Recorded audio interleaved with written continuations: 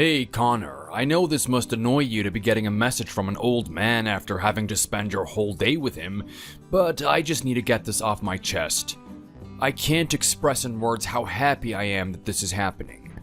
I've only known you for one day, but I've already gotten a pretty good assessment of your character. I would have never imagined in all my years that my little girl, Kate, would actually get this type of caliber of man. I mean, you really have your head screwed on straight. That's more than you can say for 90% of people out there. Everything from the way that you think about the world and your attitude towards work is impressive. You are far above your peers, and I'm not even sure a guy like you should be with a girl like Kate. Have you truly thought about whether or not this is the decision that you want to make? It's not too late to back out, you know? Well, hey, Cole. And here I was thinking that my day wouldn't get any better. Thank you for the kind words. I'm really grateful to call you my father-in-law. Oh, wait, am I getting a little bit too ahead of myself? Maybe it's a bit too early for me to say that.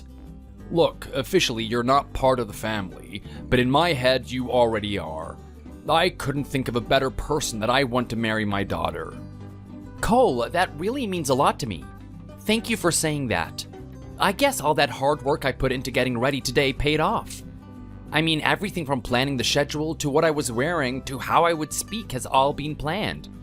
I know it might sound weird, but I was talking to Kate about the type of guy you are and how I could best impress you. I wanted to give the best impression today. Oh, what a bunch of nonsense. Do you think I really would have cared about what we did today? What I'm looking for is an assessment of your character. I want to see the type of person you are. I don't care about the type of activity we do. How you treat my daughter and what your lives are going to look like from this point on are all dependent on the type of man you are. What you showed me today is that I have nothing to worry about. I can send my daughter off to you and live my life at ease. She's in your hands now. Wow, I didn't expect you to say something like this, Cole. I especially didn't expect it after one day of meeting each other. You really think I'm that great of a guy just from this one occasion together? I certainly do. I mean, that's as long as you don't do anything to surprise me from this point on. I don't want to act like I'm this confident guy that doesn't see what's special in himself, but I'm not too different from the average guy that's walking past you on the street. Come on. That's a load of nonsense and you know it. You're a level above the common folk walking around. I know you don't want to admit it, but it's the truth. Take a look at this house that you brought us to today. This is the place that you intend to live with my daughter? A place like this wouldn't be cheap. And to think that you're actually taking out a loan on it. To me, that right there shows commitment and that you are willing to work hard. Oh, okay. Well, I might have misled you about the house, to be honest. I mean, yes, it's true that I want a home for me and Kate to live in forever. We want some place that's not just the beginning, but is also an end. We weren't going to settle for some cheap apartment and work our way up to a house like this. We wanted it straight away. Unfortunately, because of that, I've had to stick my hands into my mom's pockets. She's the one that's paying off the loan for this place. She's using the money that my dad left her in his will. Her only stipulation is that me and Kate visit her on a regular occasion and that we pay that money back to her at some point. Something that I promised her that we can do. I've already made the calculations. I've already planned for the future. The house is as good as ours. Well, regardless, that still shows me that you're a hard worker. I mean, you actually made a plan for this type of thing. Can you think about the number of people that just run around all willy-nilly not thinking about anything that they do? You've made a pretty big decision here, and you've thought about how it's gonna work out. That's worthy of my respect. That's very similar to the way that I think. Is it really? If I'm being honest, when I met you today, I was getting a good impression of you, Cole. I mean, you're a really good role model. I wish I had met you earlier on in my life. The successful businessman who has sweated blood and tears just to get to the position that he's in. You must have been really passionate about what you've accomplished so far. I'm not gonna lie. It's been a long road for me. It definitely hasn't been easy to get to this position. Not only that, but it was year after year of torment and suffering. I mean, my wife was at every step of the way. She can attest to how painful it was back then. I gotta say, that is just absolutely amazing. I mean, your wife stuck with you throughout the whole thing, didn't she? If you ask me, that's true love right there. I don't think I'm gonna get that chance with Kate. I made sure that everything from this point on is planned and calculated. There shouldn't be any complications. There is no point where our life is gonna be thrown into turmoil. Because of that, I don't really know if we can put our love to the test. Yeah? Well, I'm not really sure if that's the type of thing you want her to go through anyway. I mean, my wife is a different creature. She's not unfamiliar with that type of lifestyle. It wasn't a shock for her when we had to do it for all those years. Looking back on it now, I can say that I couldn't have done that with anyone else. In fact, I owe her a lot. If she wasn't there, I don't know if I would have been able to wake up the next day. All of those times that I was looking at the numbers for my businesses, those were some really painful times. It's almost traumatic to think about. I always had coffee next to me, and it felt like it never disappeared. I was constantly drinking it so I could stay awake. I remember all those times that I would fall asleep at my desk and just wake up there, not even eating breakfast and just getting back to it. That is crazy, Cole. I had no idea that you were that type of guy. And I have to give props to your wife. I know that she would have been worried at that point in time. Well, in some ways you can actually blame her for the type of lifestyle that I had. I mean, she was the one that was encouraging me to keep going. What do you mean by that? Well, my wife found me in a very interesting time in my life. I was a deadbeat. I wasn't going anywhere and I was incredibly obese. After a long day of working a job I didn't even care about, I decided to take a different route home. I passed by a diner that I've never seen before and decided to check out what they had. She was one of the waitresses there. Despite my size, she recognized me instantly. Are you saying that she already knew who you were? That's a bit creepy, don't you think? No, don't get the wrong impression. Allow me to explain. You see, the fact of the matter is that when I was a kid, I was quite the charmer. I didn't realize at the time, but I had a lot of eyes on me, particularly from the girls. Among those girls was my wife. She had the biggest crush on me for the longest time. Thinking back on it, she would always hang around me. She would always be in my field of vision, somehow trying to get my attention. She was such a little cutie back then. If only I had noticed sooner, maybe she would have put me on the right track earlier. I wouldn't be the fat slop she had to put up with in that diner that day. Wow, that's crazy. So you're saying that you knew each other when you were in school together, and then you met when you were adults? That would have been such a euphoric experience. That's the beginning of how you guys got married in the first place, right? It's pretty boring compared to the story with me and Kate. The only thing special about us is that we work in the same place. Well, look, it's not too bad if you think about it. The thing I'm glad about is you're not one of those hooligans that she met on those dating apps. Having a little friendly coffee with her in the workplace is way better than tapping away on that phone for months on end. But anyway, the story doesn't end there. Do you think she would be married to me in that state? She's got better standards. My wife was really shocked to see me at that point in my life. And in all honesty, I was a bit ashamed of it. I was incredibly large, way different from how I was when I was a little kid. She remembered me as that skinny guy that was incredibly studious and wanted to do his best at school. I was incredibly athletic, known for my prowess in track and field. Now she saw the worst of me. She saw what I had become. I have to say she wasn't impressed looking at me. That's interesting.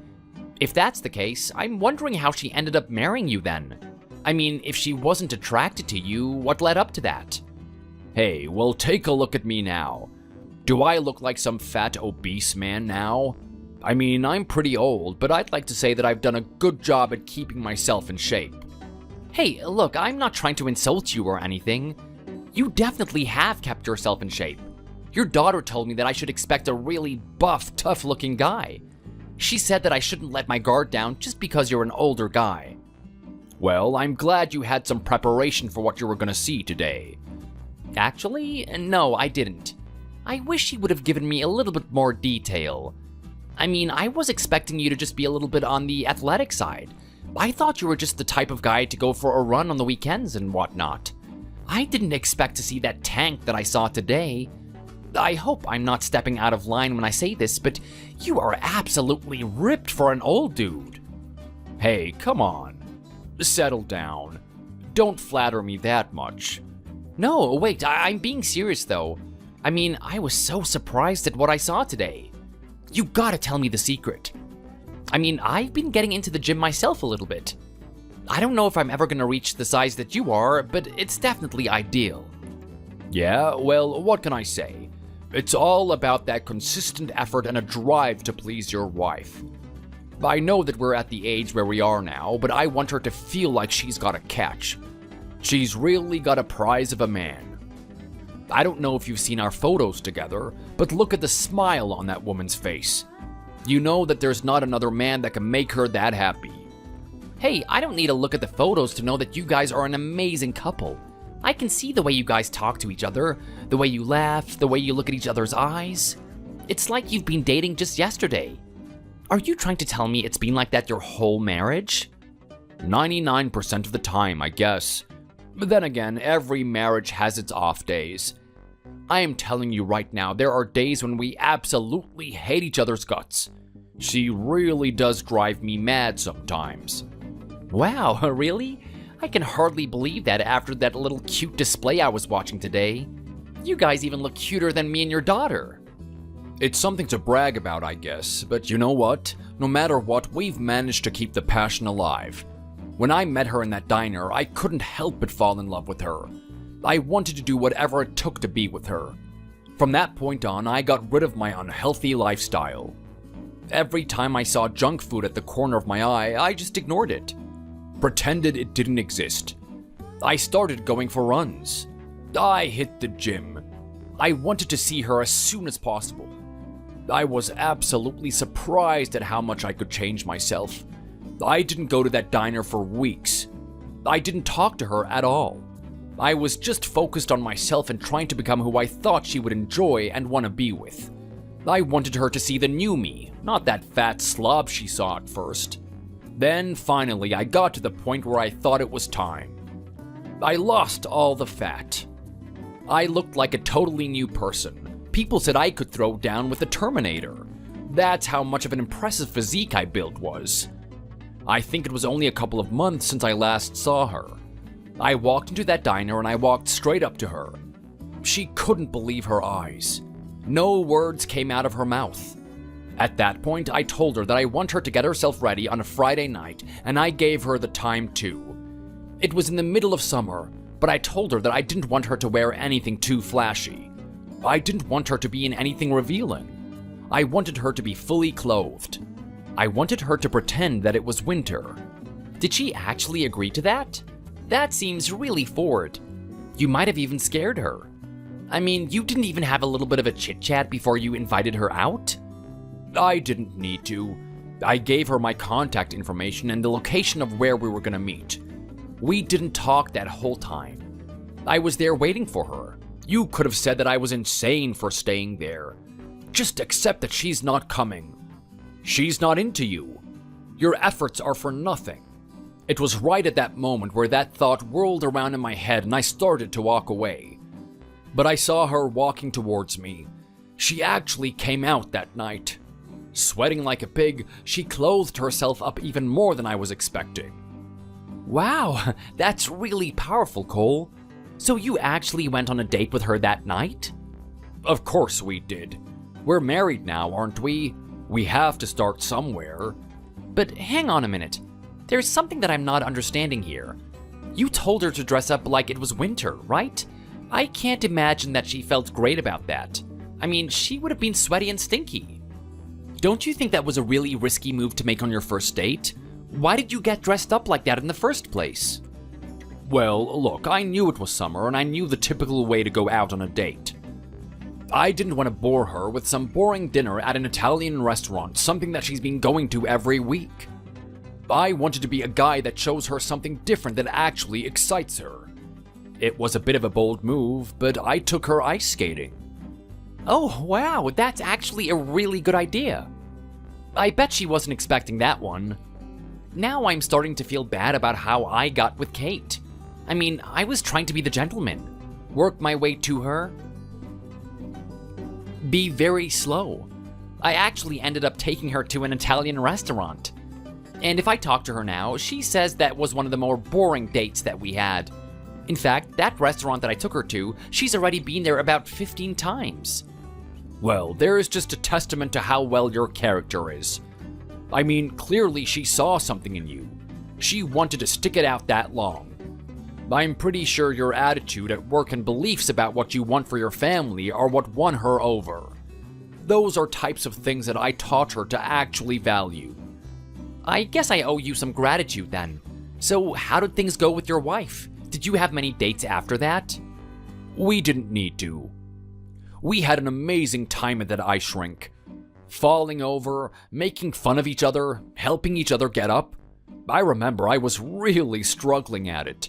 She was actually a little bit better than me, and I had to get on one of those penguins to assist myself. It was an amazing night full of laughter and emotions. From that point on, we've been able to keep it alive ever since. That is crazy, Cole. It sounds like what you have is true love. You guys have been married this long, right? You haven't had any complications along the way? Nothing major. I don't know, it's a really beautiful thing when two people that are just right for each other finally meet. We didn't have to put much effort into keeping our relationship alive. But I'm really thankful that I met that woman. Because of her, I managed to turn my life around. I wanted to get into shape, and I wanted to build businesses all over the country. She's been my motivation for it all. Throughout all the struggles I had her in the back of my mind. I didn't want to disappoint her. It's the type of mindset that I hope you have towards my daughter. Who would have thought that I would be getting along with my father-in-law this much on the first day? You're like an older version of myself. That's exactly the way I feel about Kate. I might not be reaching the levels of attraction that you have, but I definitely want to work hard for her. Everything from the house to me doing well at work is so that we can secure a fantastic future together. I know it's a bit early and I'm probably rushing things, but I am so confident that I could have a baby with her straight after we get married. Wow, you're gonna give me grandchildren that early? That's gonna bring a smile to my face. I'd love to see some little version of me running around. I love Kate, but at the end of the day, I really wanted a boy. I wanted some kid that I could wrestle with, show him how to do things, show him how to be a man. But anyway, enough about me and my wife. My fantasies about being a grandfather can wait too. This should be about you. It should be about you and Kate. Are you sure that she's the one for you? What is it about my daughter that you actually like? Well, those are some great questions, Cole, and I had a feeling that you would ask me them at some point. Look, I just look at Kate like she's a really gentle and caring soul. I can tell that she's been raised the right way. I mean, she's polite to anyone she talks to. She treats everyone equally. She doesn't look down on anyone. If you don't mind me saying, she is quite a looker. That's definitely a bonus. Usually people of her beauty tend to develop this poor attitude towards others. They usually start thinking that they're better than everyone else. But just looking at Kate, it seems that she's very pure and she doesn't care about that type of thing. When I first met her, it was incredibly attractive. Yeah, well, being a fat slob like me, I wanted her to understand that everyone suffers at some point. They deserve our sympathy. Well, the lesson passed on to her really well. And not only that, there are some other things I really find amazing about her. In the workplace, she's an absolute gun. She gets all the work done and she's incredibly reliable. Everyone looks up to her and aims to achieve the amount of efficiency that she's been able to. I saw the type of personality she had and how much her head was screwed on. I couldn't help but be attracted to it. So I plucked up the courage to walk over to her desk in front of everyone and invite her out. I was sure that she was going to reject me. I mean, everyone in that office has this atmosphere of wanting to go on a date with Kate, but not having the courage to do so. We were all so afraid that she's going to embarrass them in front of everyone. To my surprise, she actually accepted. She got my personal contact information. What do you know? Good on you for having a bit of spirit. I should have had the same attitude back then. I was scared to get overly excited. I thought she was only doing that to save my face. But she actually messaged me afterwards saying that she was waiting forever for me to talk to her. Well, isn't that cute? If you ask me, that trumps my little proposal at the diner. Hey, come on. I've never heard a story like that before. That was pretty legendary, to be honest. So yeah, your daughter and I have dated for a while now, always supporting each other and dreaming about what we want to do. More and more, we grew affectionate for each other, and then I finally decided to pop the question. She said yes, and we decided to get this house. Then we met you, and here we are. It's a really beautiful thing, isn't it? I can see that you have genuine intentions with Kate. You're a good guy. I don't need to tell you twice to do a proper job in looking after her. I just hope you can handle her at her worst too. At her worst? Well, her and I have worked for a long time now. I've seen her absolutely in the dumps at work, not able to get anything done. I'm probably talking about something different to what you're thinking of. Do you think so? I'd like to assume I know her really well by now. My daughter has one little drawback. She's fabulous, don't get me wrong about that. She works hard exactly the way I told her to, and she has the charisma to boot. The only thing that gets in her way is her resilience. Her resilience, huh? Are you trying to tell me she breaks easily? Something like that. It takes a little trip for her to get severely injured from it. I remember all the time she got second place for something, she didn't talk to me for weeks. I think that type of behavior has persisted on even as an adult. Well, I don't know what to say. Thanks for the heads up. I'll be on the lookout for it. Well, you know what? You're a good guy, and I know you'll find a way to work through it together. I don't want to take up any more of your time. I've talked your ear off today. I talked your ear off at the house, and I'm also talking your ear off right now. I'm assuming that you want a little bit of a rest. Oh, look, Cole. Don't think too much of it. It was great to talk to you. I'm glad that we can talk on common ground and understand where each other is coming from. It is really cool to have a father-in-law like you. I look forward to spending more time with you in the future. The feeling is likewise. Just don't do anything to surprise me. I'm putting 100% faith in you. Oh my god! Oh my god! Oh my god! Hey, babe! I know you're at work at the moment and I really shouldn't be spamming you with messages, but you know that thing that we were worried about recently? Well, look, I took a couple of tests and I think it's actually true! This is gonna happen! Hey, Kate, what's going on? I'm taking over things here at work because you've been sick lately. I'm telling you, I'm really bogged down with all that stuff that's left over for us. This better be important. I don't want to be mean or anything, but with everything that we've been left with, it's gonna take a real long time to finish. Okay, look, honey, I get it. I'm sorry! I know I left the workplace in the state it's in, and I'm distracting you now, but I just can't help but get this off my chest. You know what I'm talking about, right? Is this about losing your period? And all the weird symptoms you've been having lately, like the nausea and puking in the toilet? That's right! So there's only one reason that I'm excited right now, isn't there? Oh my god! Honey, you're not being serious, are you? Is this actually happening? Can I really trust you right now? Well, babe, take a look at the date. Is it April Fool's? Of course not! Obviously, I'm telling you the truth. We finally did it after all these years of trying! We finally pushed through, and we're gonna have a baby together! Oh my god! This is amazing! I can't believe this! Pinch me, I have to be dreaming right now! Oh, this has gotta be a dream. It is just so different from the reality that I'm used to up until this point. I'm not saying one word of a lie. It's all true. You're gonna be a father! Wow, this is absolutely wonderful. This is amazing news. I am so glad that you interrupted my work. Actually, you know what? I don't know how I can feel about this. I don't even want to think about work. I just want to run home and take you in my arms and tell you how much I love you. I mean, we're actually having a child. Can you believe that? I can, babe. I'm just as happy as you are. This is incredible. My god, I've never seen you this excited before. Connor, this really means a lot to you, doesn't it? Are you kidding me? You should have expected this type of reaction. You know how much I've been wanting a family. Things are only looking up from this point on. Just think about it. We've got the house. We've got amazing jobs. You're about to get that promotion soon. Everything's gonna be smooth sailing from this point on. I know. I know it might not seem like it, but I'm really excited about what's going to happen from now on, too. You know what? Let's stop talking. I'll get back to work, but we need to arrange some dates.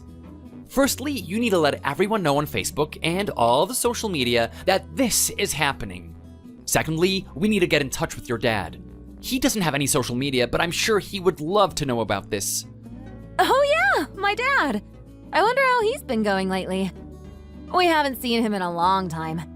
He's just off doing his own thing. I wonder if he's okay. He might be in a really bad place right now. It's really unlike him to stay away from us. Hey, well, look, I don't care what's happened to him. Think about how great this news is. I mean, this is his own grandchild. He's about to become a grandfather. He's gonna be ecstatic about it. I can promise you that much. Yeah, you have a point. I'm sure he's absolutely gonna love this news. Well, if that's the case, we should organize the time to go see him. How about we go this weekend? That sounds great. I had some plans with some work colleagues and whatnot, but I'm pushing all of that aside. Really? I'm sorry, I love work, but at this point, everything else seems stupid but this kid and our family. It is all I can think about. Well, hey, you better get your head back into the game. Don't forget where you are at the moment. You still have a job to do. I don't want to come back in there and have to clean up more mess than I originally left. What? I don't get a little bit of payback considering what I'm having to do today? Oh, is that the attitude you're going to take with me? Hey, don't forget, honey, I can always choose not to have this baby. Are you sure you want to leave that workplace in a mess the next time I come in? You really know how to play around with me, don't you? Okay, fine. I'll make sure to put in a proper effort today. You're sick at the moment, so I want you to take care of yourself. Don't do anything strenuous. Whatever you want done today that you can't do, just leave it to me. I'll get to it when I get home. In the meantime, let's think of what we're gonna do with your dad. I think we should surprise him. Hey, that's not such a bad idea. We should come super early in the morning. Play a little prank on him. Nice. It's kind of similar to what he did when I was a kid. He woke me up at the crack of dawn and bursted party crackers everywhere. It was so cool. I'll never forget that memory. Well, you know what? We're gonna have to one-up him on that one. Let's bring the party crackers and also bring in the cake. We'll even have some music and a fanfare. He'll have no idea what is going on. Oh, I can't wait to see the smile on his face. This is gonna be something that he's never gonna forget. Okay, Kate, look, I know how you're feeling right now. I know what happened today was an absolute catastrophe. Neither you nor I could have expected something like this to happen. I know you're feeling really embarrassed and regretful for what we did, but I just need to break the silence.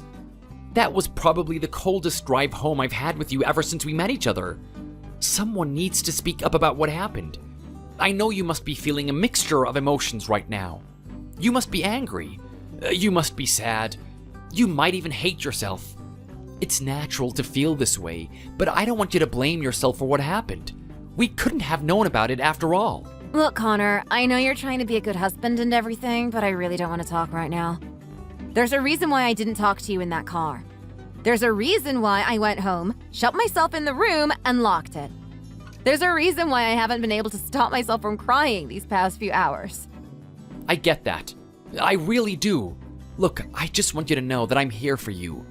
And I'm also sorry. I was the one that proposed to do what we did today. I was the one that wanted to go into that house blaring and celebrating what had just happened to us. I take full responsibility for it. Do you think your sorry is going to cut it? Do you think your sorry fixes anything? I can't even imagine how my dad would have felt with us storming in there. I can't imagine how disrespectful it was. I can't believe you let us do something like this. I know me saying sorry doesn't fix anything, but at the same time, I need to say it anyway. Yeah, well, how about next time you just use your head for once? Maybe you should message him before we actually do something like that. Get in contact with him. Actually see if he's fine. I mean, we did just barge into someone's house without their permission. Don't you see how intrusive that is? Look, honey, you're right. I get it. There are a lot of things that I could have done in this situation to avoid what happened. You're right to blame me. I understand. At the same time, have a little bit of mercy. I mean, how could I have known that something like that would happen? How could you have known? We need to be a little bit kinder to ourselves. I mean, it was a surprise after all. I thought if we messaged him beforehand, he would be alert to what we were gonna do. I thought it was a good thing that I didn't get in contact with him. But now I know that it was the worst thing that I could do. I think my dad's gonna hate you for the rest of his life for doing that. I mean, did you see him there with my mother cradled in his arms? I did. It only happened a couple of hours ago. I remember every little detail of it. Do you really? Do you really remember every detail? Because I'm telling you, there's some things that I saw that I wish I didn't. I wish I didn't see my mother there, pale as snow. I wish I didn't see the various types of items that were smashed and thrown all about the house. I especially wish I didn't see the look on my father's face as we stormed in there, looking at us with utter contempt. Okay, I'm listening to you right now. I get it. This has all been extremely traumatic. I am so sorry that we've had to experience this. I know you're taking it harshly. I can understand how you feel. Don't sit there and try to tell me that you understand how I feel. Do you actually understand, or are you just trying to say that so you can pretend to be a good husband? Hang on a minute. Do you think I'm actually pretending right now? Well, why wouldn't you be? You're just doing what you think you're supposed to do. You think you're supposed to console me, make me feel better for what happened? Well, if you really care about me, you would just leave me alone. You and I both know why I can't do that. Well, why the hell not? Well, look at all the years that I've known you, Kate. I've never seen you act this way before. I've never seen you so hurt by something. You can't blame me for being worried about you. You can understand why I'm trying to guide my way and talk to you, right? The type of behavior I've seen from you today is just so bizarre. It's unlike you. I'm really worried about how this is going to affect you mentally. Yeah? Well, who's the one that just had her mother pass away? It's me, isn't it? I'm the one that has to deal with these issues, not you. So how about you just care about yourself and let me care about me? If you really want this to work out, you'll let it be that way. Look, it's a lot more dire than you think. I can't just leave you in there to wallow in your own sadness. Think about what's at stake here. We just found out that we're having a baby. Do you understand that? Do you understand that there's this new life coming into the world? Whether or not it's going to come out healthy is all dependent on how you conduct yourself. Now, what just happened is 100% not your fault. None of us could have predicted that your mom would die. None of us would have known that your dad was in there cradling her body day after day. Who knows? Maybe it was week after week. The way that you're feeling right now is completely natural. I get that, and all I want to do is be a support for you. Okay. Well, if you keep saying that you care about me that much, then do something that actually helps me. Just stay out of my way. Leave me alone. You know why I can't do that. It's too risky. Think about our child. Your mental state is going to affect how it's developing in that stomach. Not only that, but we have to work. You are still very early into your pregnancy. They're going to expect you to come back in at some point. It is imperative that we fix your attitude to make sure that you're ready to come back in and be the strong, robust person that you've always been. Are you seriously trying to get me back on the horse already? I haven't even had a couple of hours to think about what's happened. You're already trying to tell me what I should do with my life. Like, oh my God. Connor, give me a little space. I really don't want to talk about me and what I have to do. I get it. I know about the responsibilities I have. I know what type of pressure I have. I don't need you to remind me for a second time. Okay, look, you're right, honey. I'm sorry. I was completely out of place. I should have thought about how you felt. I'm just so worried about you. I thought you needed to open up about your feelings. I'll stop harassing you about that then. Good. It's about time you did. I swear I was this close to just bursting out of this door and telling you to shut up myself. Can we at least talk about what happened today? I mean, fair enough. I know you don't want to talk about you and your feelings right now, but what we saw in that room was quite horrific. I'm not even related to your father, and I have to say, it affected me quite deeply. How long do you think he's been sitting in there? I don't know. Maybe not that long. He told us that she only died the other day, right? Okay, but do you really think that's the truth? Your dad was in a really interesting state of mind just now. I don't even know if he's being honest with himself. He probably didn't even know how much time passed as he was sitting in there. He also really loved your mother. I can imagine this is all so tough on him. Love is a little bit of an understatement. My father absolutely adored my mother. Apart from me, my mother meant everything to him. She was his whole life. She was the one that saved him. She was the one that was motivating him to be the person that he is. Every good quality that he exhibits and shows to the world can all be attributed to my mom. She has been the main motivation for him. And now she's gone. I know, right? I can't imagine how he's feeling right now. I think everyone experiences some level of pain in their life, but he must be under complete torture. I only wish that he had told us about this sooner. I mean, it couldn't have been healthy for him to be sitting there that whole time, just holding her as if she was alive, like she was gonna spark up soon. Yeah. Well, if you were in his position, maybe you would understand. You're right. I can't even imagine if that type of thing happened to you. I don't know what I would do. I'd probably do something even worse. Your dad was really angry at us for barging in on him today. But I think if it was me, I would just tell everyone to leave. I'd want to be alone with you. Yeah, right. Don't give me that nonsense. I know you don't care about me. Hold on a second. What did you just say? Yeah, just look at my parents. I mean, you've seen how much those two loved each other, right? That was a true relationship there. That's what two people who are meant to be with each other look like. That's nothing like us. It's clear that you don't love me as much as my dad loved my mom. How could you say something like that to me? That is not true at all. Come on, don't give me that crap. You and I both know it's the truth.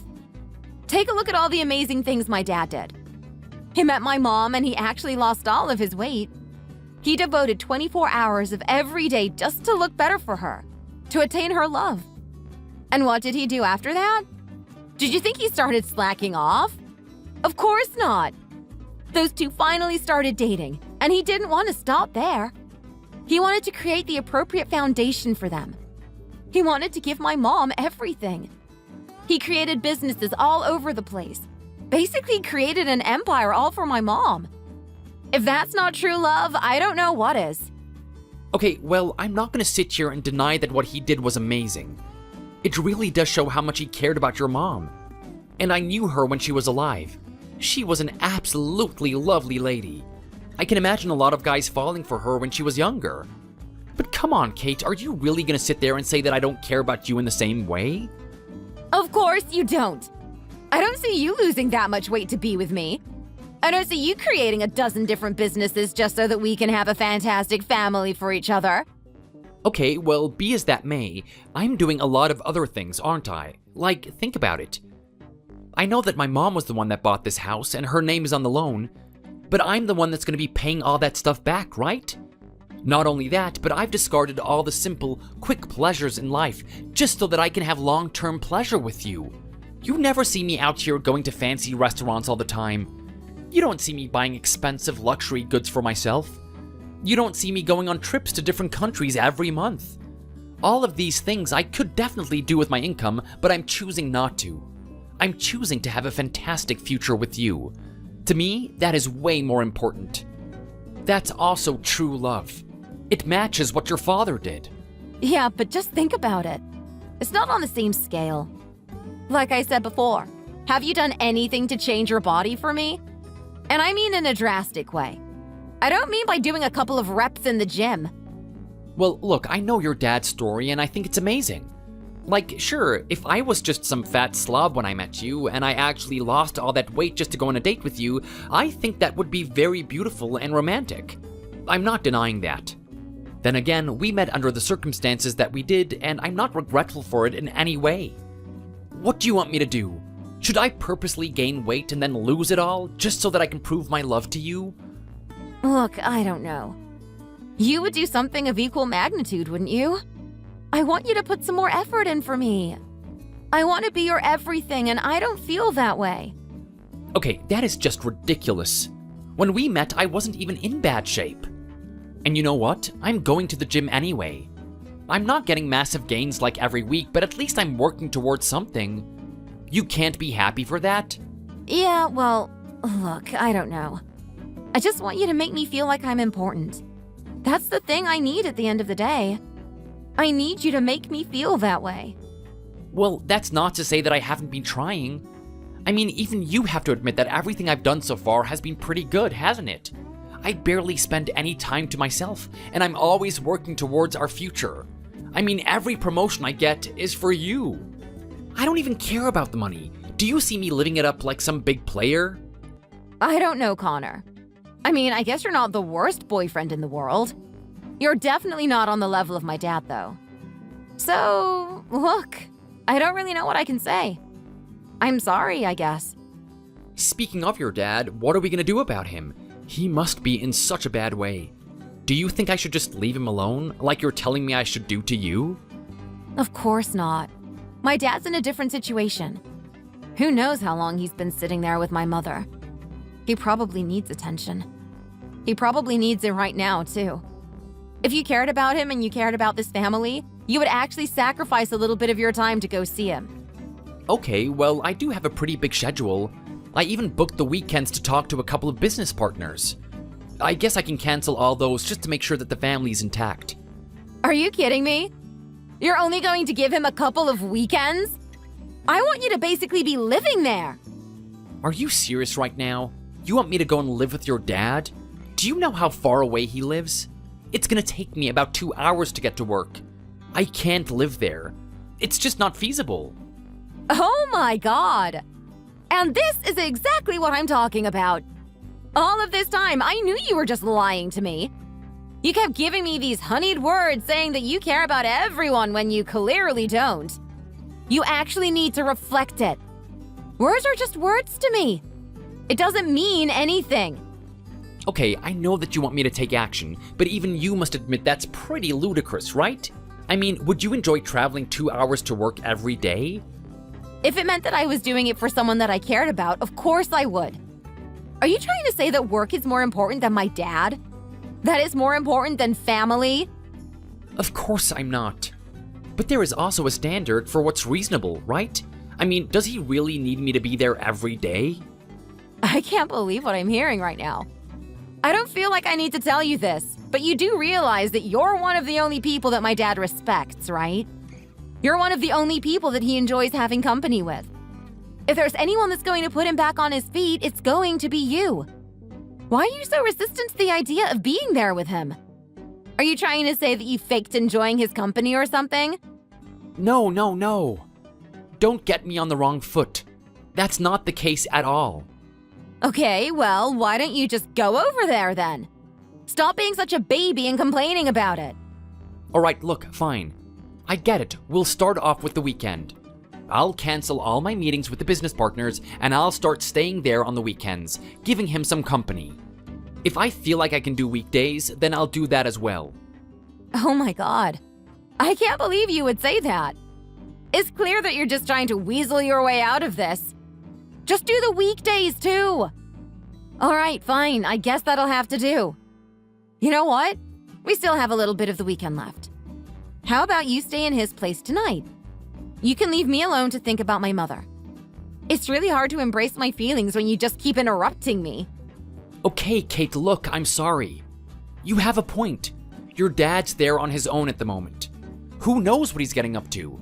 I mean, he's a very strong, resilient man, so I can't imagine him doing anything drastic. But at the same time, you can never be sure. I'll head over there right now and I'll let you know when I come back. I love you, honey. Yeah, Kaden. Connor, damn it.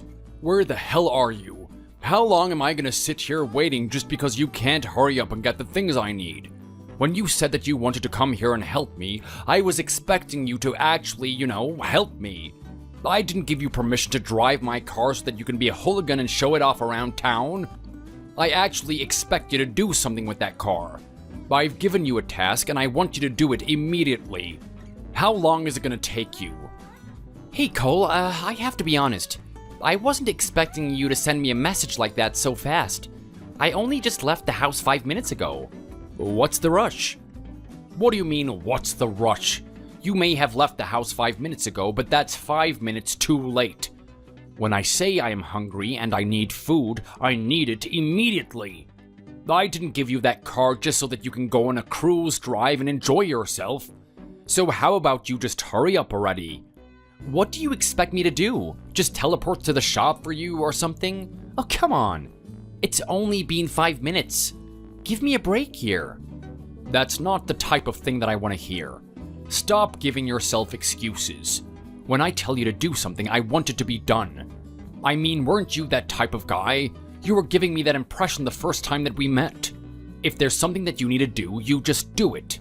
You don't need to make any excuses for it. What happened to you over the years, Connor? Or are you losing your grip? Or maybe it's not that. Maybe you were just lying to me back then. Look, I get it. You're hungry and there's an urgency here, but at the same time, criticize me within reason. I haven't even been gone that long. I'm sure you can wait a little bit longer just to get your pizza. That's really some way to talk to a guy that just lost his wife. It's clear that you don't have any sympathy for me at all.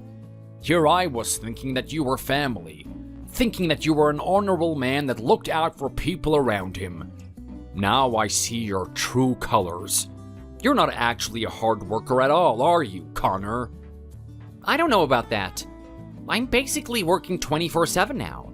I'm working throughout the weekend. I'm working when I'm here with you. I'm doing everything from your cleaning, cooking, and getting whatever you need. Now, I'm not trying to sit here and complain about it, but a little bit of appreciation would go a long way. What do you mean, appreciation? Do you see me thanking my children because they went to school? You don't thank people for the things that are obvious. Well, if that's the case, you're just taking what I'm doing right now for granted. You don't have any gratitude towards me at all, do you? When you start pulling your weight around here, maybe I will. What do you mean if I start pulling my weight? I just told you that I'm doing everything, didn't I? Yeah, well, you could do with a little bit more oomph in you. I'm telling you right now, when I was a younger man working hard for my wife, I didn't complain about anything. I'd walk around with a stern look on my face, ready to get the task done. There wasn't one sign of weakness in me. You, on the other hand, like to whimper and sulk around the place. I mean, you get so upset about having to cook dinner for me. You make such a big deal out of it. I can only imagine that you take that attitude into the workplace. And you know what? I wouldn't be surprised if it was in the home environment too. I hope my daughter is prepared for the type of guy she's going to spend the rest of her life with. I don't know if she's ready for children yet. What a completely inconsiderate thing to say to me. Did you ever think that maybe there's a reason why I'm giving you this attitude lately? Don't you think it's bizarre that a person that works this hard isn't showing a lot of enthusiasm to do your little errands? Well, the only conclusion that I can come to is that you were lying. You were lying about your values and what you were going to do with my daughter. You were lying about this future that you wanted to create with her. You were lying about having some level of respect for me too. It is the only explanation for why you're behaving like such a little brat right now. Like, think about it. If you care about anyone, you would have already gotten the food that I need. Like, here I am sitting on the couch, and I still don't have my pizza in front of me. Do you know how frustrating this is? Okay, look, I have been coming here for a while now, putting up with your crap, Cole, and I didn't want to say anything because I knew how tenuous the situation was. But I think this has gone on for way too long. Someone needs to tell you about your behavior and why you have to stop. What are you talking about? Are you actually going to turn the tables on me and say that this is all my fault? Are you trying to say it's my fault that I don't have a massive pizza in front of me to devour down? What I'm going to say is that the one who has the poor attitude isn't me, Cole. It's you. Well, that's grand. That's really grand coming from you. So you're actually gonna start up on me. You're gonna start on the guy that just had his wife die, someone that he loved his whole life, someone who meant everything to him. That's the person you're gonna criticize? Some big man you are. Do you even know what position I am in right now? You would think that you would have a little bit more courtesy. The least you could do is get me a pizza. Instead of doing that, you just want to complain. You want to complain about how much of a nuisance it is to help out your father-in-law. You know what? Because you put me in such a bad mood, I expect you to get extra. You better come back here with some garlic bread, some wings, and a nice fat 2-liter bottle of soft drink for me to chug down. And you know what? I don't want any of it coming out of my account. I'm gonna be checking the number, so you better be paying for that stuff yourself. This is just ridiculous. I have no idea who I'm talking to lately. Is this really the guy that I met all those years ago? What are you talking about? Well, look, you're talking to me about being surprised about me and my behavior, but let's take a look at you. I mean, I get it, fine. I don't want to be too mean about it. I understand that you're experiencing a lot of pain. Your wife died, and I know the consequences of that. But does that really give you an excuse to act this way? Okay, then let's see you lose someone close to you. Let's see how you act towards it. I bet you're not going to be so critical of me then, are you? Look, I know how much you loved your wife.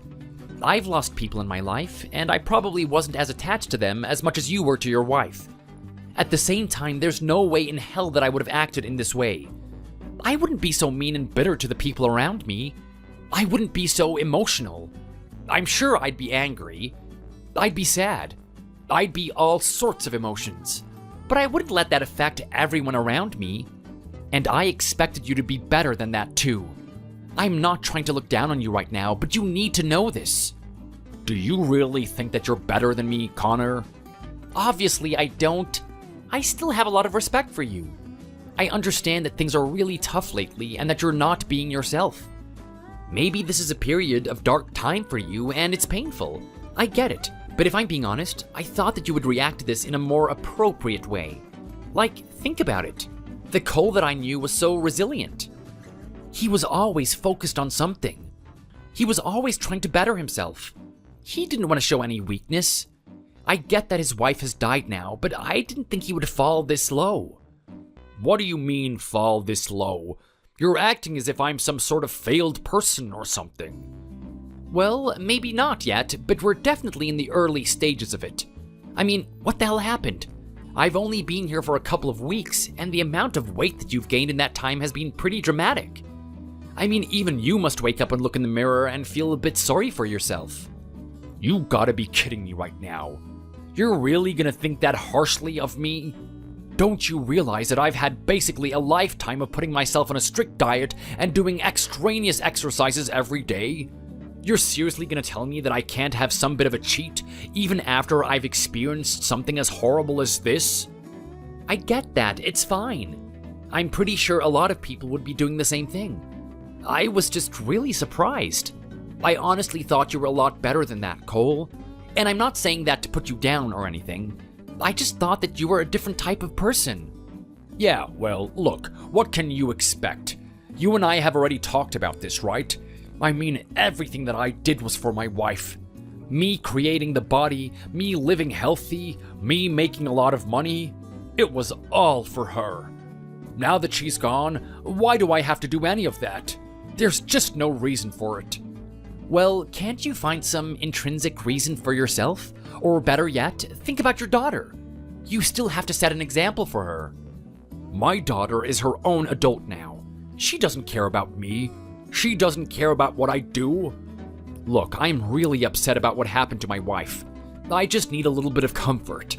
Surely you can understand that I'm only human at the end of the day. Look, you have a point. I know things would be rough. I can't imagine waking up one morning and seeing your wife there not moving, not responding to you. It would feel like it was a bad dream. You don't even know the start of it. You don't know how much I wanted to believe that it was all fake, that none of it was real. I can still see her now, staring at the ceiling with those blank eyes of hers. no soul in them. The moment I saw that, I knew what was going on, but I didn't want to accept it. I continued to hold out and hope for days on end. I wasn't eating anything. I couldn't even summon the strength to stand up. All I could think about is her and just waiting for her to wake up. Even as her body was decomposing, even as it was feeling colder and colder on my hands, I knew at some point she had to wake up. She just had to. There was no way that she was going to leave me in this world on my own. Not after I did everything for her. Her and I were meant to walk out of this thing together. I don't know what to say to you. I can see that this is all super traumatic. You're right. I need to be a little more sympathetic towards you. I'm really sorry for giving you attitude before. I'll go off and get the things that you need now. Well, it's about time you started to see reason. Make sure you get everything I need. I don't want to see one item missing, or else there's going to be trouble. I've got your wife on speed dial. She'll know about it straight away. Hey, honey. I'm sorry that I can't come home all the time. It's really hard to find the time to actually come home and spend time with you. As you know, I'm not only staying at your dad's on the weekends anymore. I'm there every day now. He's been taking it really hard. It's really starting to affect his personality. I mean, I kinda don't want you to see him.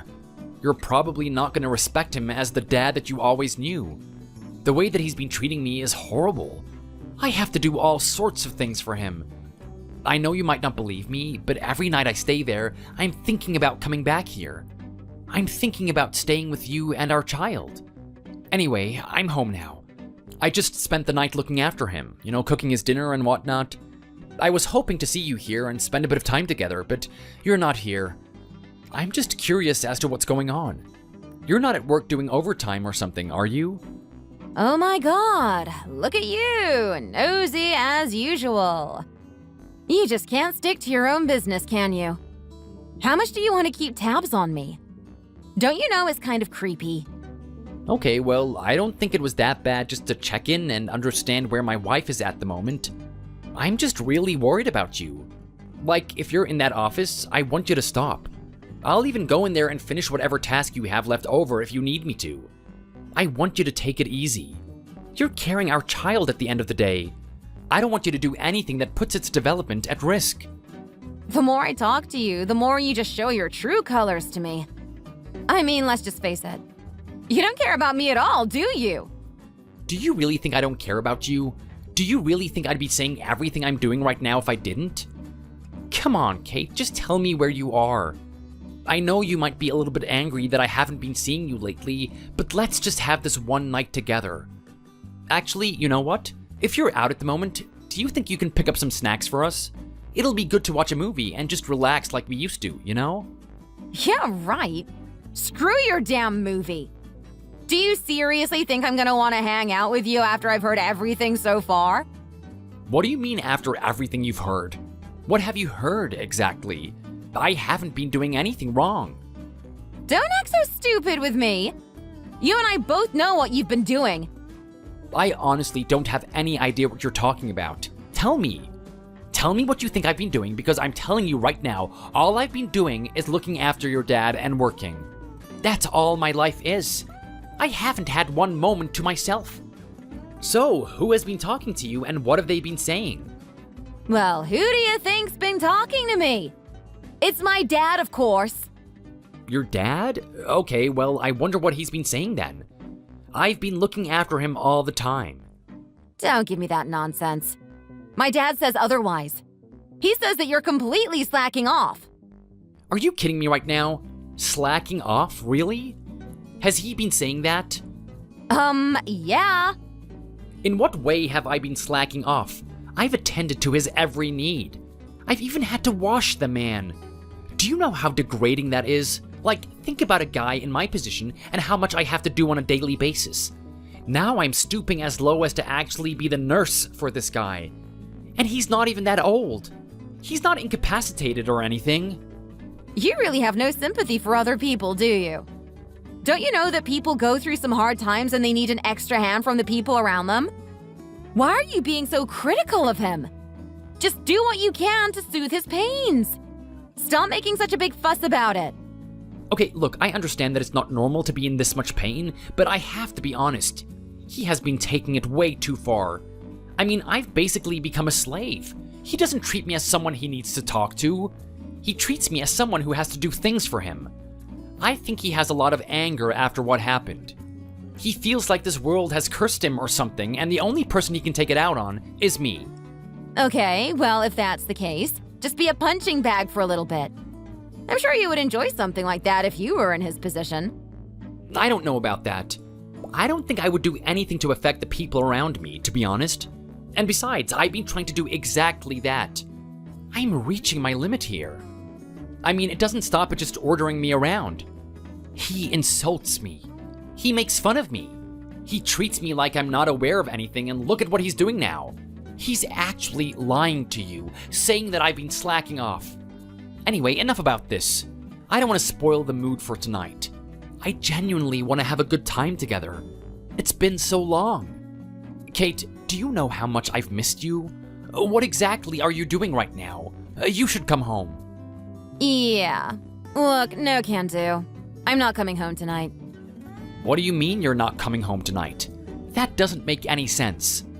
Yeah, well, I'm busy, aren't I? You're busy? It's about work, isn't it? I told you you don't need to do that anymore. Look, I'm gonna come to the office. I'm gonna fix everything up for you. Then we're gonna come home together. Oh my god, you're such an idiot. Of course I'm not in the office. Do you really think I want to be busy with something like that? No, I'm actually out here enjoying myself. What is that even supposed to mean? Well, after you showed me how judgmental you are of my dad, I can't actually tell you. I'm gonna keep it to myself. What am I meant to take away from that, Kate? Something's going on with you, isn't it? I'm your husband, you need to tell me. I might be able to do something to help. Yeah, right. You're just gonna look down on me like I'm some piece of crap. All because I made some silly decision. Hey, come on. Whatever you've done can't be that bad. I know I'm pretty stressed out with helping your dad and working myself, but at the end of the day, I'm gonna do whatever I can to help you. So come on, don't be afraid to open up to me. Fine. You really want to hear it? I'm out here drinking. I'm getting wasted like I'm 15 again. What did you just say? Yeah, you heard me. What are you gonna do about it? You going to go to the cops? You going to drag me home like you're my dad or something? Okay, I thought you were doing something bad, but I didn't think it was this bad. Do you know what position you're in right now? You're about to have a baby. In what world did you think it was okay to have a drink? Oh, here we go. I knew it. I knew I shouldn't have told you. Let me guess. This is when the lecture starts, right? You're going to tell me how much of a bad person I am and how I have to consider the baby and its feelings.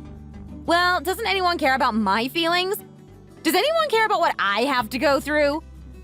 Why are you treating yourself like you're a victim here? Of course people care about you. Your mother just died and you're in a horrible situation. Did anyone give you the impression that they didn't? I don't know what just happened to you, Kate, but I need you to stop right now and you need to come home. In fact, tell me where you are. I'm still sober. I'll come pick you up. Oh my god. That means I have to listen to the tantrum in person. That is just like so much of a drag. I'd rather get a spoon and start eating the puke that I vomited just a couple of minutes ago. How much have you actually had to drink? You're at the point where you're puking? You have no idea how dangerous this is for the baby's development. Can you please just stop? You know what, Connor? I'm sick of you talking to me that way. I'm sick of you talking to me like the only reason I exist is so I can carry this baby for you. What's going to happen when this thing is born? You're actually going to give it more attention than me, aren't you? You're going to give it so much priority. I can just see you right now. That loving, caring husband that used to be you is going to disappear. He'll just be a memory. Here comes the neglectful one. The one that won't even cuddle up next to me at night because he wants to spend time with the kid. You'll do everything with them, including sleeping with them. You'll leave your wife all alone in her bed with no one to console her. What a load of crap. You're making assumptions right now. You have no idea what type of father I'd be. I'd be giving my attention equally to everyone. Yeah, well, I don't really feel that way. You can't even let me have a little bit of a drink after I experience something this horrible. You want to prioritize the baby over everything else in the world. Well, hey, I'm gonna admit that the baby is one of the most important things to me. When I found out that you were pregnant, you know what? I don't even need to explain how excited I was. You saw it for yourself. But just because I'm really eager for this baby to come out healthy doesn't mean that I don't care about you. You're still gonna be my honey at the end of the day. I don't want you to forget that. Yeah, whatever. We'll see about that. I know you're going to ditch me. Your lies aren't convincing me otherwise. Okay, I need to say something. I understand that it's not just your dad that's affected by the way your mother passed.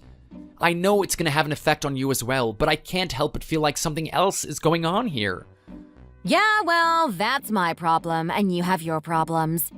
Your problem at the moment is trying to get along with my dad. I think you should focus your efforts there. Okay, look, don't try to change the subject here. We need to address this little drinking problem of yours. I can't believe that you started drinking just because of your mother. Now I'm worried about everything else. I need to know how things are at work. I mean, I barely see you there. You and I work in different departments, and even so, just from the chatter, I've heard that you haven't been at work much. How is everything? I know they were considering you for a promotion soon. Oh, I hope you didn't screw that up. Oh my god. Can you just, not talk about it? I really don't want to think about it any more than I already have. Look, I'm fine. Just leave me alone. This has something to do with the promotion, doesn't it? Something happened. Look, I told you I don't want to talk about it. Can you just leave me alone? Kate, I'm your husband. We're not stopping this conversation until I know what is going on. I said I'm fine. Kate, just spit it out already. What the hell happened? Okay, fine. Look, they didn't give me the promotion. They said I wasn't worthy. They actually said that? Oh, look, I'm sorry, Kate. I know how hard you work for it. Don't treat this like it's the end of the world, though. You're gonna get your second chance. This is just one promotion. You had a terrible experience recently that's affecting your performance. Just give it a little bit more time, and you're gonna get your shot again. No, you don't understand. The thing is, they've been thinking about this for a while. They were thinking about this way before my mom passed away. Apparently, they didn't have much hope for me in the first place. There was another girl that was doing really well, someone I know. Actually, I didn't even consider her my rival. Little did I know that she was actually one of our best workers. When you look at the numbers, she can definitely get you the results. I was so surprised. My worldview shattered. Here I was, walking around that office thinking I was the best, thinking I was better than everyone. Now I just feel like a piece of crap. I was actually one of the worst. Hey, come on, don't say that. Just because you lost to some girl doesn't mean that you were the worst. You're still a great worker. I mean, you're in the position that you're in, right? That counts for something, and you need to realize that. No, look, you just don't get it.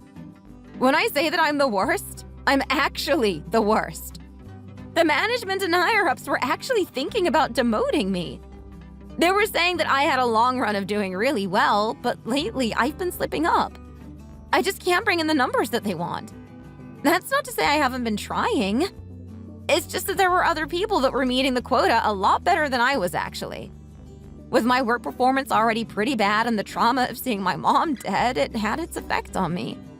It was inevitable that I would get that demotion. Oh my god, honey. Are you serious right now? I'm sorry. I am so sorry. I can't believe this is happening. Look, this is just one hurdle. Think about your parents. Your dad used to talk about how there were some really rough times and that life would test them. They would go through years of pain together to see if they really loved each other. I know this is going to be really hard for you to hear, but maybe this is just a test for us. This is going to be a test to see if we can pull through. Let's look at the plus side. At least I've kept my position.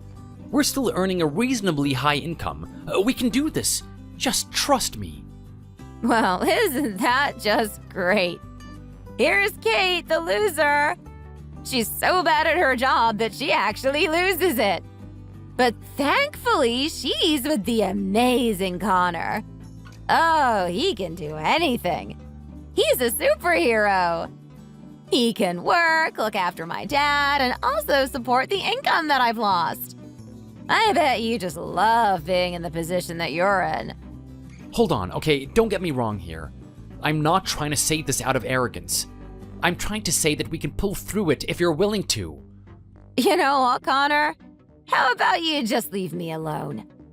I don't think we can have a healthy conversation with each other. Every time I talk to you, I just get put in a bad mood. You never think about how I feel or how your words would affect me. You're just so selfish. I've had enough of talking with you. Oh, come on, Kate, don't say that to me. Look, maybe I say some things to get on your nerves, but I'm just telling you the truth. I am here for you. I truly mean that. Yeah, right. If you can't even stay a couple of weeks at my dad's without complaining about him, how are you going to deal with me? How about you do what you're supposed to do and go back and help him? If I find you in our house tonight, there's going to be trouble. Oh, Kate, you can't be serious. I'm dead serious. Stay away from me. That has got to be one of the most challenging experiences I've had in my whole life. I think things are getting way too far with your dad. We need to do something about this. Do something about what? Are you still having that shrill attitude with him? I keep telling you, you have to stop rushing him.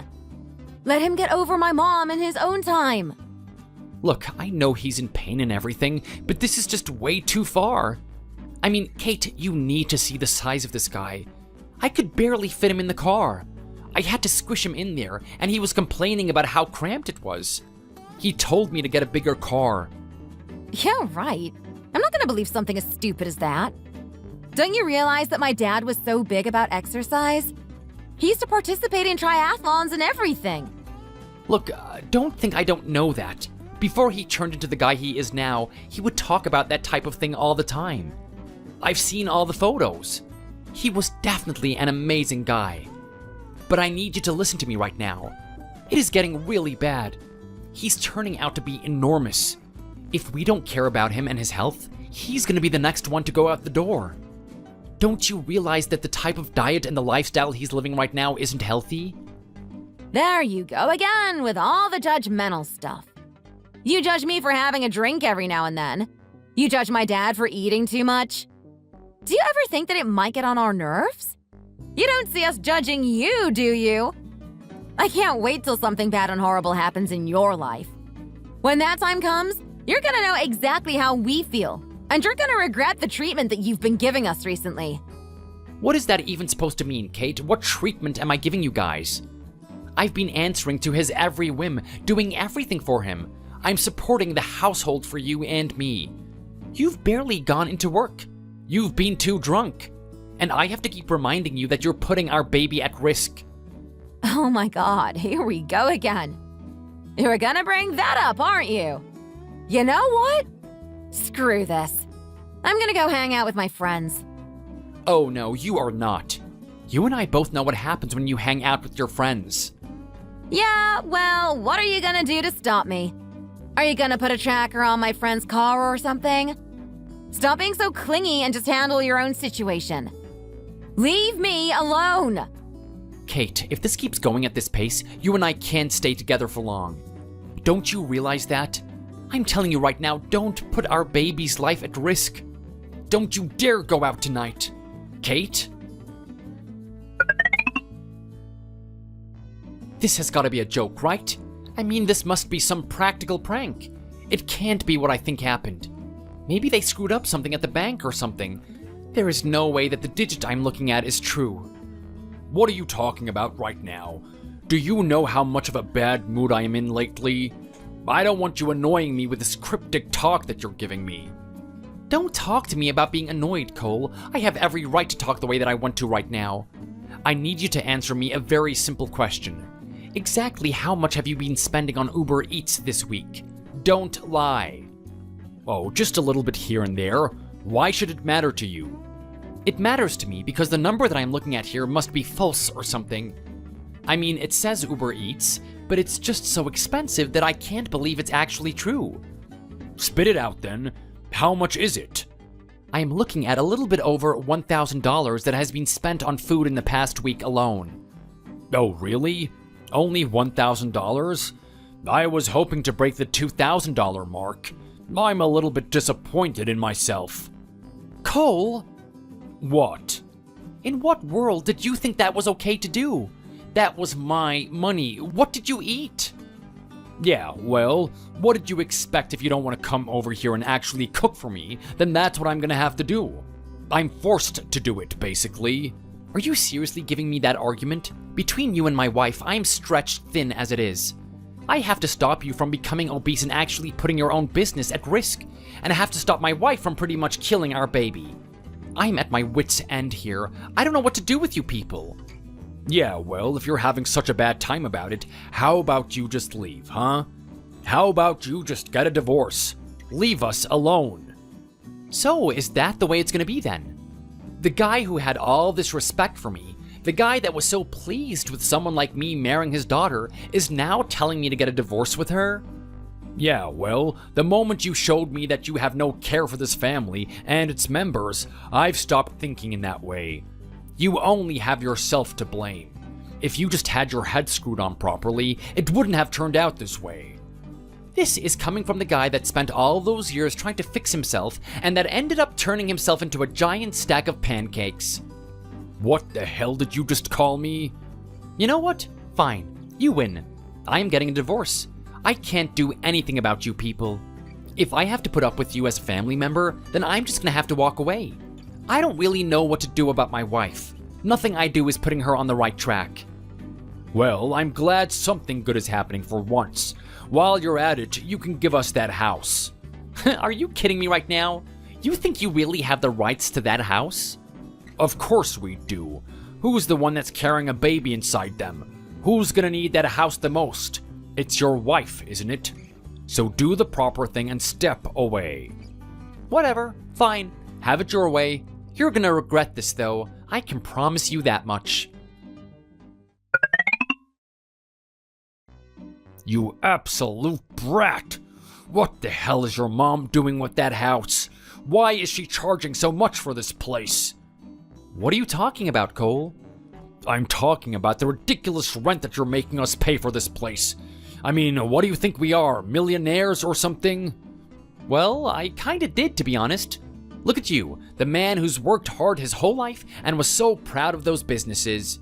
You were making a lot of money from them, right? I mean, that was way back when I was actually in charge of everything. Now that I'm an older man and I don't have the energy to manage them, most of my businesses are falling apart. They're crumbling before my eyes. I'm not earning any income. Then there's Kate. What am I meant to do about her? She's gonna get fired soon. They said that she keeps turning up to work drunk and she's out of control, being abusive to everyone. Especially to some girl that beat her in some sort of competition. I don't know much about the details, but we don't have an income. You know what? I have to say that I pretty much predicted as much would happen. I'm not going to do anything about it, though. Enjoy struggling amongst yourselves. Now, just you wait a minute. Don't you dare give me that attitude. You have a responsibility. This is your kid we're talking about. We're family. Not anymore. Don't worry, when Kate gives birth to that kid, I'll pay for the child support and everything. I'll even visit. But there is no way I'm gonna associate with a family like yours. I'm gonna tell my mom to keep charging the rent that she does. In fact, let's see if we can get a little bit more from that place. Oh, you little... I found it really sad what happened to those two. Cole and Kate were really such good people. When I met Kate, nothing could stop her. I never met a woman like her. She was great at everything. I mean, sure, there were a couple of times where I noticed her slipping. I could tell that she didn't take loss too easily. I guess passing up that promotion at work really affected her. I mean, she honestly took a turn for the worst. She wasn't even that much of a heavy drinker before. Now it's the only excitement that she has in her life. The Cole that I knew also wouldn't let something like this happen. He always had this vibrant and positive attitude. He was honestly a massive inspiration for me. The image of him there, cackling and still enjoying his wife's company, was something I admired. Something I really wanted to have with Kate someday. But now, after I've seen what's happened after that special person passes away, I can see it's not as great as I thought. It's a double-edged sword with a very sharp edge. To be so attached to someone, to have someone be so important in your life that when they're gone, everything just falls apart. You just turn into this vile creature that is detested by everyone. I honestly didn't want to become like that, and I took this as a life lesson. The two of them from that point on were suffering under the rent that we were charging them. They treated me horribly, and they had no care for the baby. I even expected Cole to say something to Kate about her drinking, but he seemed to only care about himself and what he could eat that day. They tried to live in that house together, but because of Kate's alcohol abuse, she started to become really belligerent. I was tough at first, but decided that I didn't want to be too mean to them, so I suggested that they move out and find an apartment together. Especially with the fact that Kate had my child. A couple of months passed, and it was coming up to the period where they predicted that she would give birth. There was a little part of me that was excited, but also scared about what I'd be seeing. As expected, with all of her alcohol abuse that she was engaging in, and also the stress from the household, she wasn't able to give birth to the baby. She took that quite harshly, and she took to the drink even harsher. I was also down in the dumps after hearing that. There was a little part of me that was excited to have a kid. But then again, there was a part of me that was relieved. If there was some miracle where that kid actually survived that, who knows how much it would have been set back for life. I hope she learned her lesson from that. As for me, on the other hand, I don't want to take my experience with those two seriously. It's definitely unfortunate that what had happened. I lost a girl that I was really excited to spend the rest of my life with.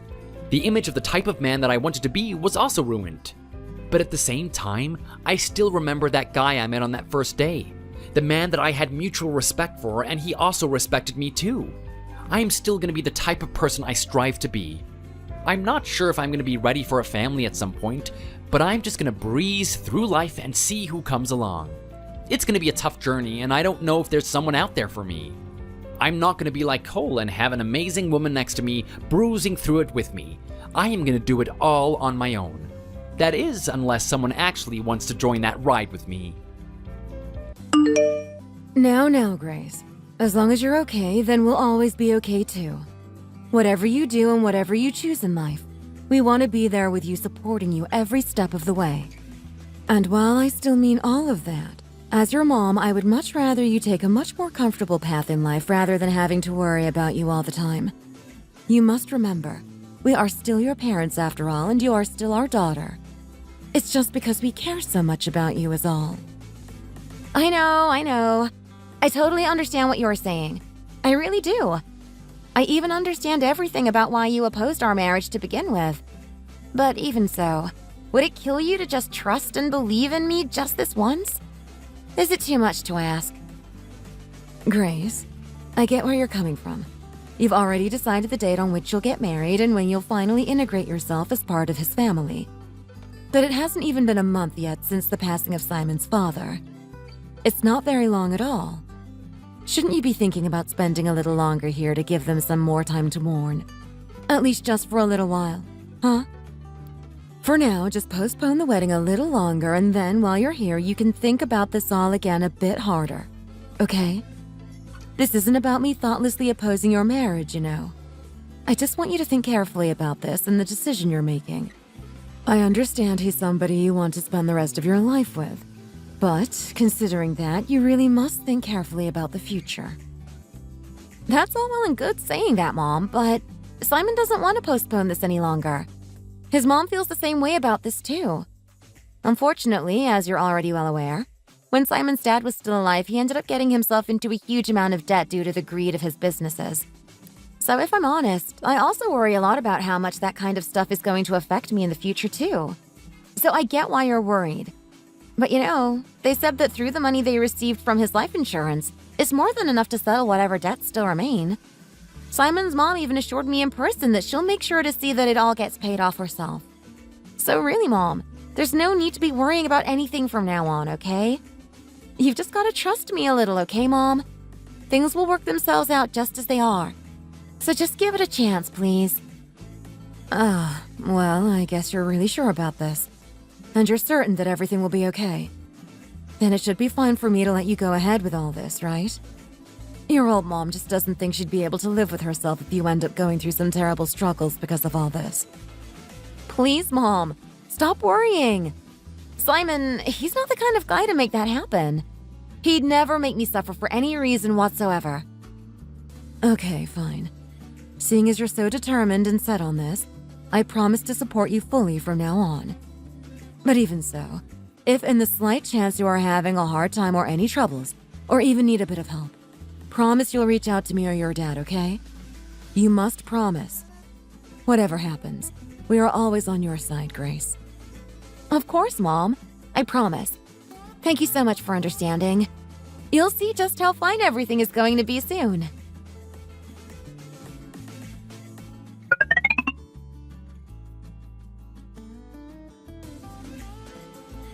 Here you go, guys. One for each of you. It's a wedding invitation. The design is so cute, right? It looks so much better than it did on the website. Whoa. So it's really happening then? I never thought I'd see the day Grace Thomas would get married. I mean, I always thought you guys would break up, so... Right? I thought the exact same thing. Seeing how much your mom and dad were so against all of this, I'm surprised it's actually happening. Yeah, it was pretty hard to convince them to let me go through with this, but once they realized how happy I'd be, there was no way they were going to say no. I mean, that's great and all, and I am really happy for you. Truly. But is it really going to be okay for you to get married considering how many times your parents told you not to? Plus, I heard something about Simon's dad leaving behind nothing but a pile of debt for his family to deal with. Well, I mean, that's not entirely wrong, but it's all worked out now, so everything's fine. There really isn't anything to worry about at all. Yeah, I get that you're earning more than enough money now, and you're such a frugal person that there shouldn't be any problems, but... It was you that prepared the house, right? And you've already fitted it with all the furniture that you guys might need. But what has your soon-to-be husband done on his part? Oh, come on now. If it's all already sorted, then it's not his problem. He doesn't have to do anything if it's all there. As long as we live happily together and he takes care of me, then that's all I need. Really? It's always the ones that convince themselves that everything will be okay that don't really understand anything about the way the world works. Just make sure you do not get taken as a pushover, okay? You're a good person, and some people might try and take advantage of that. Still, you're our friend. So we just want you to be happy, Grace. Regardless of what anyone else says or thinks, at the end of the day, the most important thing is that you're happy. Right? But even so... yeah, you're right. Just make sure you are happy. Your husband will come to know you better than anyone, so I'm sure everything will work out just fine. I get your concerns, guys, but thank you. He really is a great person. I think he's perfect for me. I know you guys are only worrying because you're my friends, so thank you. But I promise I'll be living a happy life with this guy. It just goes to show what kind of good friends you are, right? But just wait and see. You'll soon see how happy I am.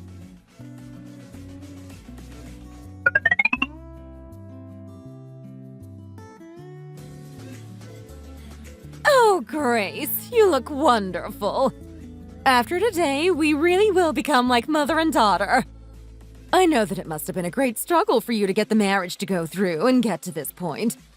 I just wanted to say thank you for seeing my Simon in such a good way and for loving him as you have up until now. Although his father was a no-good loser, I promise that Simon is nothing like his father. I promise he'll never, ever ignore you or ever make you feel uncomfortable in any way whatsoever. If by any chance Simon does act in any way that might even remotely remember his late father, then I'm sure it's just because it still hasn't even been a year since his passing. It made quite an impact on Simon is all. Since I'll more than likely be quite busy with work, we won't be able to see each other as much as I'd like, but let's make time when we can, okay? I hope you and Simon live happily together. Thank you so much, ma'am. I'm also very happy that the day is finally here. And don't worry, I'm pretty sure everyone here, including me, already knows how much of a good person Simon is. There really is no need to worry. The pair of us will be fine as long as we have each other. Sorry to interrupt, guys, but I'm afraid it's almost time for the bride to prepare to make her entrance. And if the rest of the guests could please make their way to their designated seats, we'll begin shortly. I'll take care of the dressing room, so please make your way into the hall as soon as you can. Well then, the time is finally here. Okay, I better be off then. I have to go, so I'll see you soon, Grace.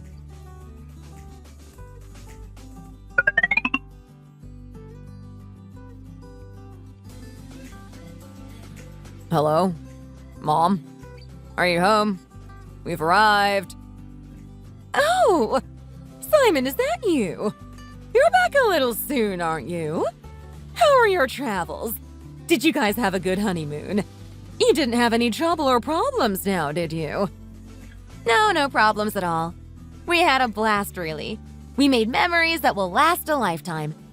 Oh, and we also bought you a gift, too. A gift? Why, there's really no need for that.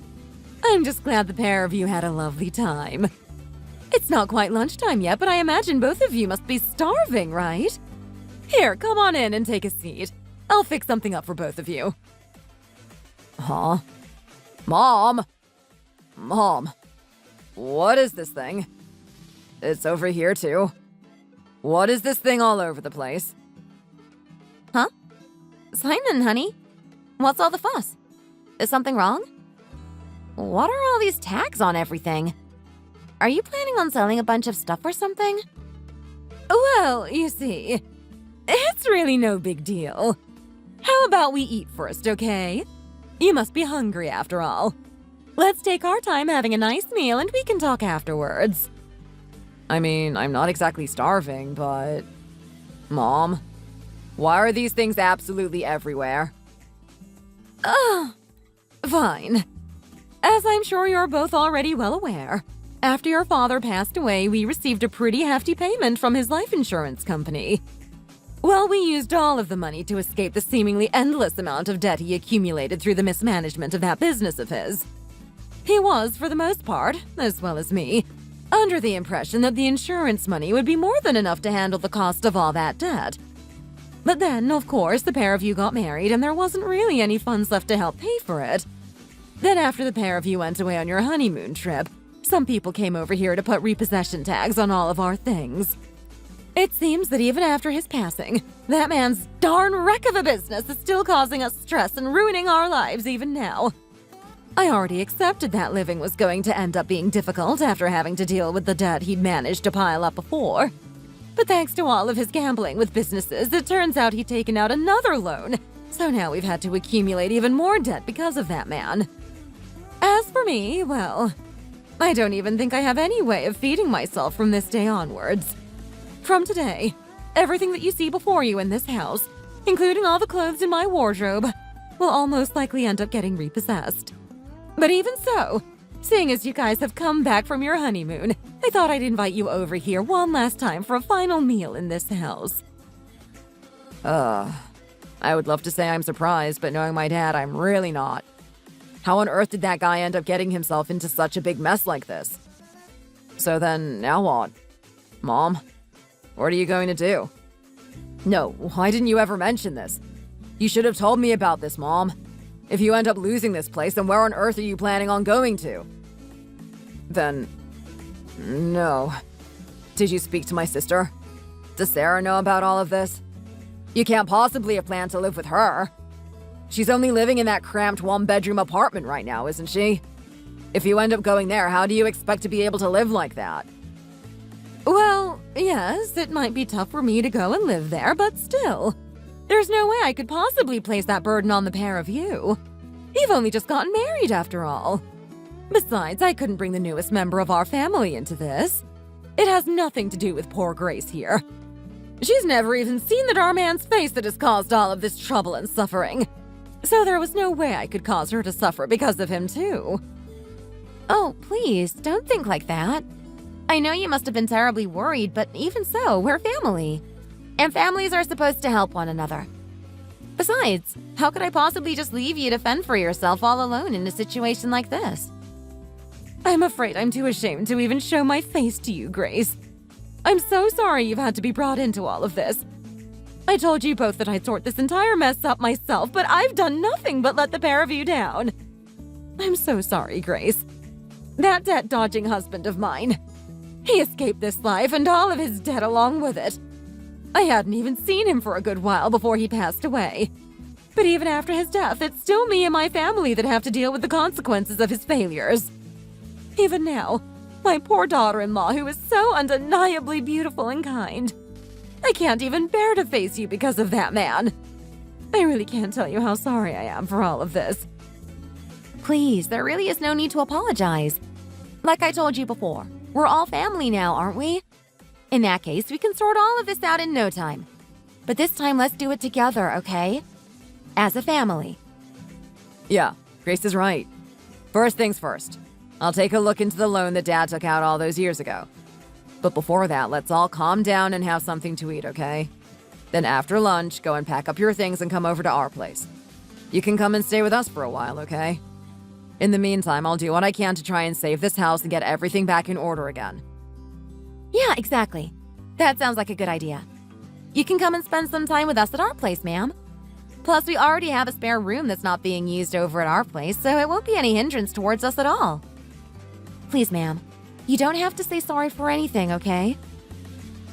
Are you both really sure? Oh, thank you both. Thank you ever so much.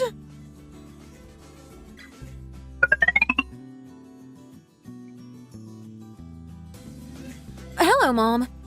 Just wanted to let you know that we've decided to let Simon's mom come and stay at our place for a little while. I thought I should let you know, hence why I'm calling. Simon's mom? Coming to stay at your place? But why? Has something happened? Well, you see, as I told you before about Simon's dad, well, it seems that on top of all the debt he had piled up, it looks like he also ended up taking out another loan that he couldn't pay back before he passed away. What? Are you serious? Tell me that's not true. So there's even more debt than we previously thought? I thought you told me that his mom said she was going to sort all of that stuff out. Well, it came out that Simon's mom hadn't even seen him for a few years before he passed away. Apparently, during that time, his dad was still messing around and gambling with the business that he ended up accumulating even more debt. Seeing as she hadn't even seen her own husband's face for what had been a few years, there was no way she could have known what kind of antics he was getting up to back then. It's because of all of this that everything she owns in her house is at risk of being repossessed now. There was no way me or Simon could just leave her all alone to fend for herself in that house. So we both decided to let her come and stay with us at our place just for a little while. I always knew there'd be times when we'd need a spare room for some reason or another. That's why I ended up working so hard to save money and buy a house that had one. Even so, Grace, this is a big problem. One big problem that I warned you about countless times. Then what about the debt? How on earth is that going to get sorted? Those dastardly loan sharks aren't going to end up suddenly coming looking for you too now, are they? Well, Simon is looking into ways to sort everything out right now as we speak. But the most important thing is that we look after his mom right now and figure out what to do next, right? But Grace, is this really right? I told you so many times how worried I was about things like this happening. I'm not trying to come across as stuck up or anything like that, but I never raised my only daughter to have to live a life with problems such as this. Hence why you've become as diligent and intelligent as you are, saving your money well at every chance you get. But it seems that now you've gone and bought your own place to go and live in. You've received merely a small, poor excuse of a ring through this marriage. My words might come across as harsh, but I'm afraid if I don't say what I need to say now, I'll come to regret it later on. Don't get me wrong. I know that Simon is a good man. I know he treats you well and takes good care of you like a husband should. But even so, in what kind of marriage does anybody need to deal with problems as taxing as this? No matter how good of a person he is, you can't avoid the situation you're involved in now. You have to remember you're not an in-law to me. You're my daughter and the most important person to me in the world. However, as soon as you got married, all of these problems have arisen because of Simon's father's debt, just as I said they would. And now suddenly it's down to you and your responsibility to take care of his mother in your own home? I'm sorry, but what kind of husband expects his wife to do that kind of thing? Surely Simon understands that this isn't of any relation to you, right? Grace, my darling, your father and I raised you as delicately and tenderly as a flower as to ensure that you could live a good life and not have to cause us to worry about our only daughter. But just look at what's happened. Just as it always does in nature, the prettiest of flowers always end up getting surrounded by weeds. If things carry on as they are, then soon you'll end up just like that too. And I can't afford to let that happen. Mom, I'm afraid if you're really going to talk that way and say things such as that, I'm going to have to stop talking to you. As of right now, everything is fine. I'm not having any issues at the minute, okay? For now, try not to say such harsh and irrational things so hastily and just wait a little while for things to sort themselves out. But Grace, Look, I've got to go, but I'll call you again a little later on, okay? Goodbye for now.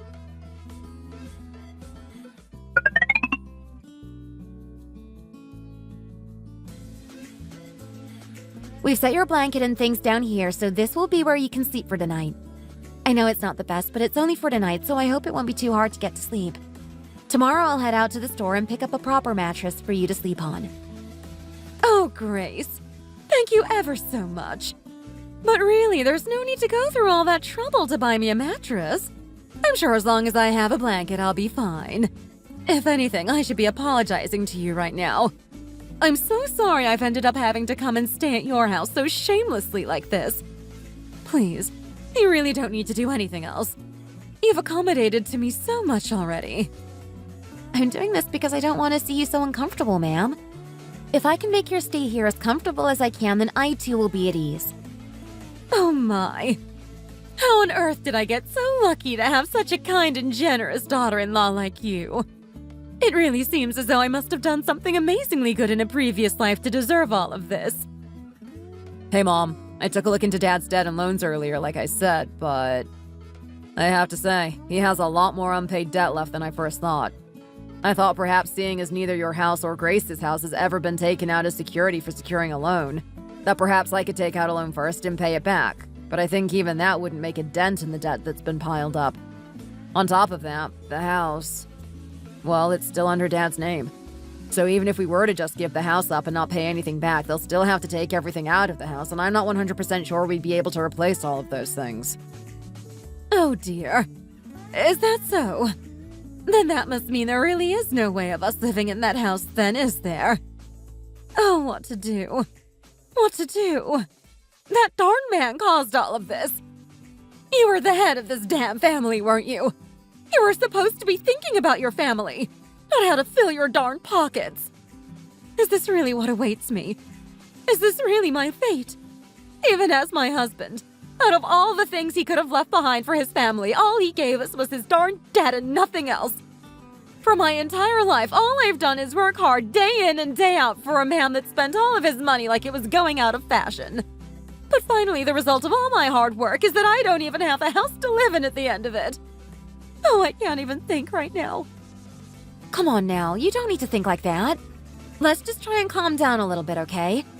If you keep fretting and getting as worked up as you are now, I fear that you'll give yourself a heart attack. Oh, Grace. Do you really think that compared to everything my heart has had to go through, something as minute as a heart attack would really hurt me?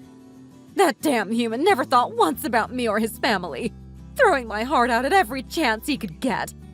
Because of that, no matter what happens, my heart can't hurt any more than it does already. Oh my lord, this really is it for me, isn't it?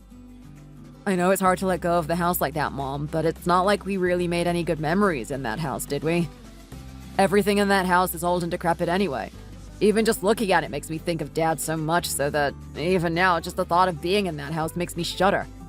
So if anything, it's not entirely a bad thing to see it go. Therefore, there's no reason for you to be upset, right? You should be glad you escaped from that place, too. If it goes, it goes. You can stay here for as long as you need. But Simon, you're missing the point. This isn't our home, is it? This home is for you and Grace, not for me. I can't possibly just stay here and do as I please in a place that isn't mine. That just isn't right. I might be your mom, but as your mom, I don't want to become a burden to either one of you.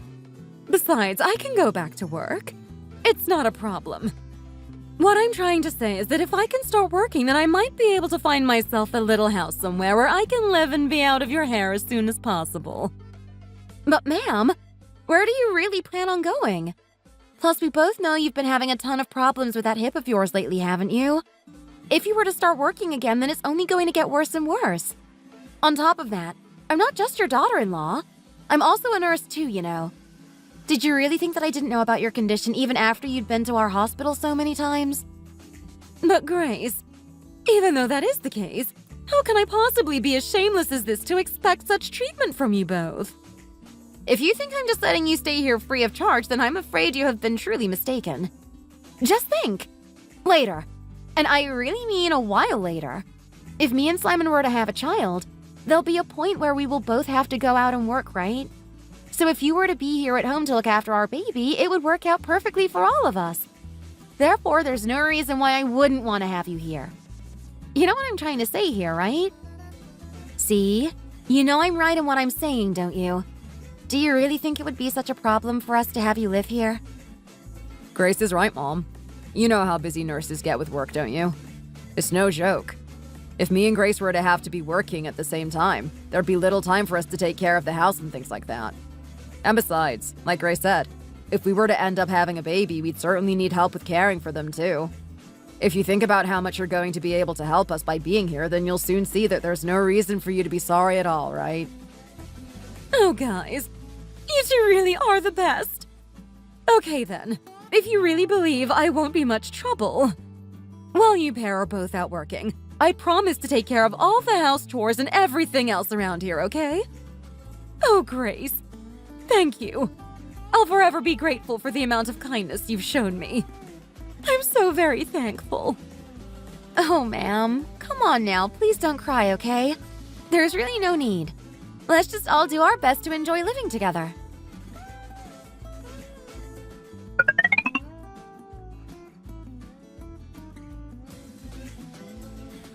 Oh, Grace! No, it's fine! I told you I'd do that for you. You must be so tired having just finished work, so please don't worry about doing all these things here and there. I'll do it. You'll work yourself to the grave this way. Oh, no. Please don't worry, ma'am. I just got really peckish for a grilled cheese sandwich all of a sudden, so I thought I'd make myself one. Don't worry, honestly. I can sort it. It's really nothing. I promise it's just this once. But Grace, you ended up making last night's dinner and this morning's breakfast a lot faster than I was able to. If you keep going on like this, then there will be nothing left for me to do. I'm not just going to sit in this house and let you feed me for nothing, you know. Oh, ma'am, come on now. You always do all of our washing and laundry. Not to mention the cleaning you do each and every day, too. Grace, did you really forget the reason why I'm here in the first place? Now come on, watch. Out the way. I'll make you the best grilled cheese you've ever tasted. So in the meantime, you go get yourself cleaned up and get some rest. Then how about we prepare it together? I also really want to eat some of your famous macaroni and cheese, so how about we both make it together? That'll be good, right? In that case, I'll make your grilled cheese and I'll prepare the most delicious mac and cheese for you too. Just please, go and rest. Oh, but I'm afraid I'm that hungry. I really want to eat now. If we cook both together, then we'll get it done quicker, right? Oh, Grace, what am I supposed to do? How can I ever begin to repay someone as kind as you if you don't even let me cook for you, huh? And what are you two guys having so much fun with over here, huh? You're starting to make me jealous. Ooh, is that a grilled cheese you're making? Oh, and I smell mac and cheese, too. Don't tell me, is this our dinner for tonight? Well, somebody's nose is clearly working well. Yes, that's right. Your lovely wife said she's been craving a grilled cheese. I've tried many times to tell her I can make one for her, but she doesn't seem to be listening. Is that really so? Well, I guess my wife is just too perfect then, isn't she? Did you see that, ma'am? This is exactly how I became the wife that your son seems to love ever so dearly, you know? So come on now. If I let you do all the work, he won't see me in the same way now, will he? Oh, you two. Fine, I'll let you in this time. But make sure you leave at least something for me to do, okay? I feel like the longer I live here, the more brazen I become. I have to do something to pull my weight around here. If you really need something to do, then just focus on staying healthy for us. Besides, like Grace said earlier, you've already been on top of the cleaning and laundry ever since you moved in here. That's right. If in the daytime when we're not here you ever feel bored at all, please feel free to take some time outside to go for a walk or meet your friends, okay? If you stay stuck inside doing house chores all day, your hip is bound to end up getting hurt again. We can always do whatever chores that are left over together on the weekends, okay? Bored? Oh, Grace, before you leave for work, when you get home from work, on the weekends, you're always doing the housework. How can I be worried about anything if I have nothing that needs to be done? If anything, I feel like you're overdoing all of your work because of me, so you should be worrying about yourself. Please, leave at least a little bit of the work to me. It's the least I could do. Why don't the both of you just do a little bit at a time? I'll join in too, so I'm sure it'll get done regardless. Oh, that's right. I forgot to ask you earlier. Did you get a call from Sarah? Oh, your sister. Well, actually, a phone call did come in earlier, and we spoke for a little while. Why? Did she give you a call too? Yeah, she called me as well. She said since it's the weekend tomorrow, she'll come over and we should have a meal together or something like that. Ah, is Sarah coming over tomorrow? I'm afraid I'm not sure how much food we have in at the minute, so how about we go out to eat tomorrow instead? Oh, don't worry about that. I'll go out tomorrow morning and fetch some groceries for us all. So in that case, Grace, you better get some good rest, okay?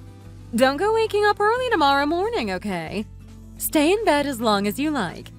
The weekends are for resting after all, aren't they? Especially for such a hardworking woman like yourself. Sarah said seeing as she still hasn't been over to visit since we got married, she wants to come over and have a look at the place. You've been staying here with us for a little while now, Mom. I still haven't told Sarah that you're here, so it'll be nice for you to be here when she arrives. We can always order food in to eat, so neither of you worry too much about making a fuss for tomorrow, okay? Oh, Simon, there's no way you really just want to order takeout, is there? How long has it been since we've all had dinner together? Huh? Me, you, your sister, and now our darling Grace. I'll head out tomorrow to get some groceries, and I'll make everyone's favorite beef casserole. I heard you're also a fan of beef casserole, too. Is that right, Grace? Then there we go. There shouldn't be a problem. Yes, that's right. But in that case, let's go to the supermarket together tomorrow morning. I'm afraid I have this weird thing where I simply really like going grocery shopping. Would it be okay for me to come along with you? Oh, Simon, please talk to your wife. It seems she's having ever such a hard time stopping being so incredibly kind. If you keep doing everything yourself like this, I'll end up getting lazy, you know. And that's not a good thing at my age. Fine then. When you wake up tomorrow morning, we'll head over to the supermarket together. Then I'll come too. I can give you both a ride to and from the mart, and if the groceries are too big or heavy, I can help bring them inside. How does that sound? Oh, okay then. Let's all go together tomorrow. I can't help but smile when I'm around the two of you, honestly. Thank you so much. The pair of you.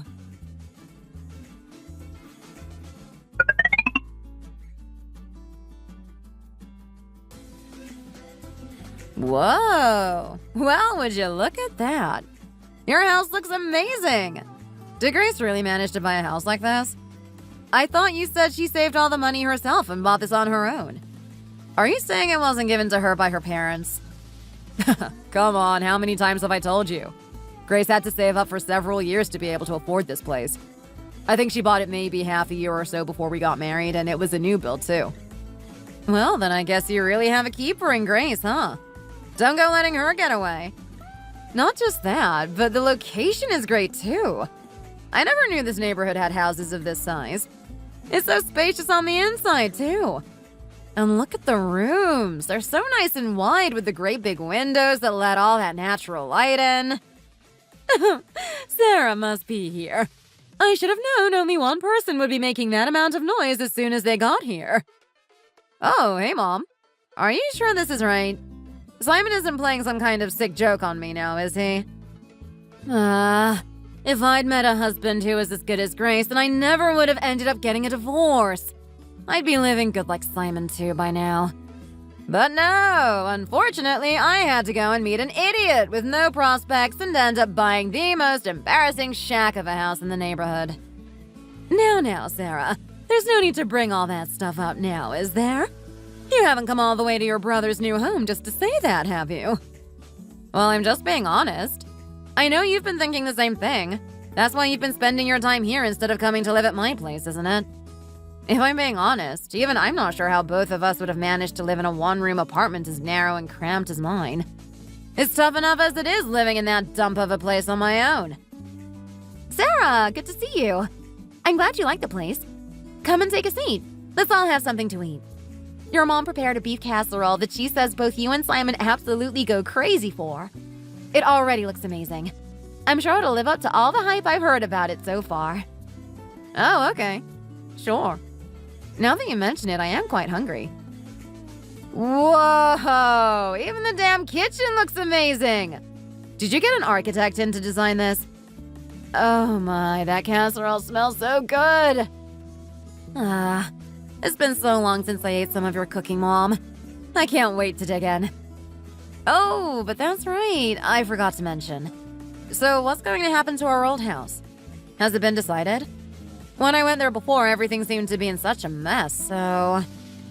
of course. Seeing as our dad went straight to hell, it's only right we'd have to pay for his mistakes. Seriously, how can anyone live like that? Shush! No matter how true that may be, he was still your father.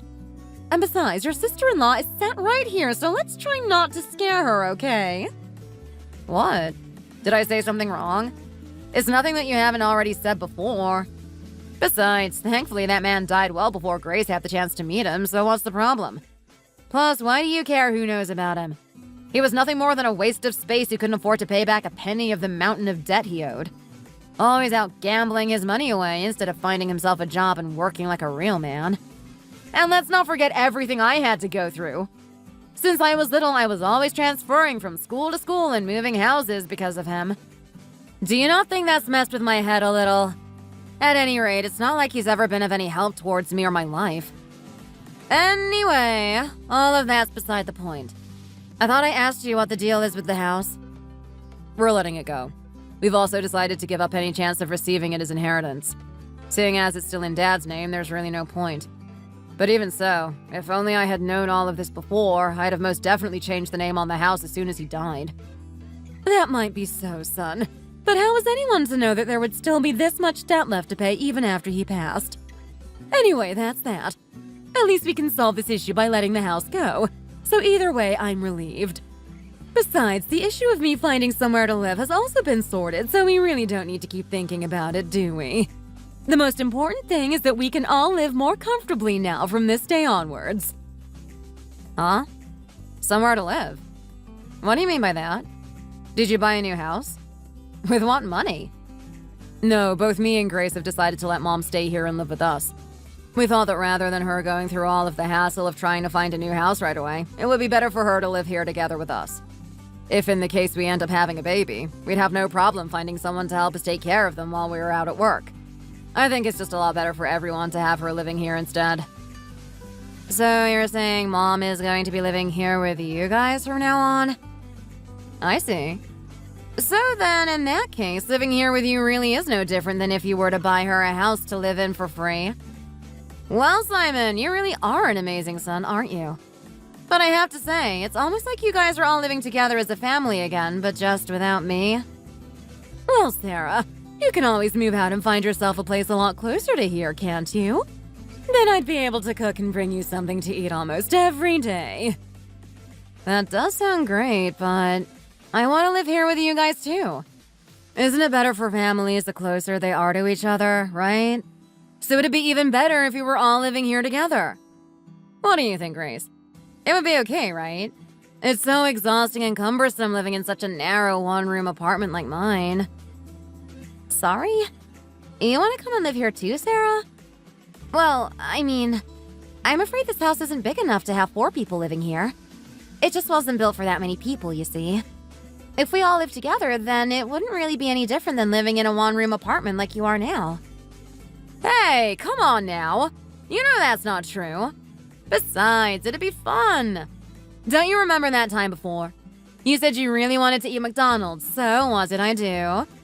I came and brought you it, didn't I? Even after something as kind as that, you still won't let me come and live together with you guys? Well, I imagine it must be quite hard living alone in a one-room apartment no bigger than a walk-in wardrobe. It is just like Grace always says. We are a family after all.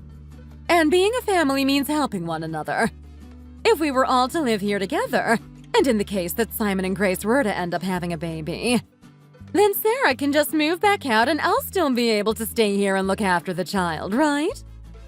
Well, I mean, let's say she does move in here. Is she really going to do all of the house chores like we need? Is she going to make sure she helps out around the house? Of course I will. What do you take me for? I'm not entirely useless, you know. Plus, if I were to stay here, I wouldn't have to spend anywhere near as much money as I do now. I'd actually be able to save some money for once. I don't have any thoughts about ruining your lives either, so you don't have to worry about that happening. Come on, guys. You've got to remember, I've been living alone ever since I got divorced. And I've been ever so lonely in that damn apartment all on my own. All I want is to live beside my family for a little is all. I guess so. It must be quite hard for anyone living alone, especially after a divorce. In that case, come and stay here with us. I understand the situation and all, but let's not forget my house only has 2 bedrooms and no more. Oh, well, that's no problem. She can always come and sleep in the same room as me. She is my daughter after all, so there should be no problem. Plus, it's been a while since I've lived together under the same roof as my family. I'm sure living together would be great for all of us, don't you think? Well, then in that case, I'll clear out the main bedroom a little more and then both of you can stay in there together. Besides, seeing as we've only just got married, we'd rather sleep a lot closer together. It only makes sense that you guys should use the wider room. And even if we were to have a child, you can always have them sleep with you in the main bedroom too, right, Mom? Simon, you can't just decide on this kind of thing so suddenly like that. What? Are you saying we can't have them stay here? Come on now, Grace. You're still only one person. Think about how much more help you'll get with running the house. Just think. All you'd have to do is go to and from work and not have to worry about anything else. Surely that's enough to put your mind at ease, right? You're always so tired when you come back from work as it is. This'll take a whole weight off of your shoulders. Simon has a very good point, Grace. I'm sure it'll be a lot more comfortable for you too if Sarah was to come and live here with us. Besides, Sarah will also be having to go out to work every day too. So I can't imagine the house will be feeling too overly crowded. On top of that, she pretty much has plans almost every weekend anyway. So she'll end up being out of the house then too. As a family, it's only right for us to help one another out like this, isn't it? You said it yourself too. I know that this might be your house, but seeing as we're all family now, there isn't anything that we can't share together, is there? And seeing as Simon thinks everything will be okay, then I don't see it having any effect on your guys' relationship. I think I should have a talk with Simon about all of this first, and then I'll get back to you on that. Oh, come on now. What is there that you guys must possibly need to talk about now, huh? Well, even so, this house was made for a couple to live in. That couple being me and Simon. I just want to have a little conversation with him as a couple is all. Oh, I see. It seems you're also quite a complicated person too, then. Fine, then. Have a little chat with Simon about it.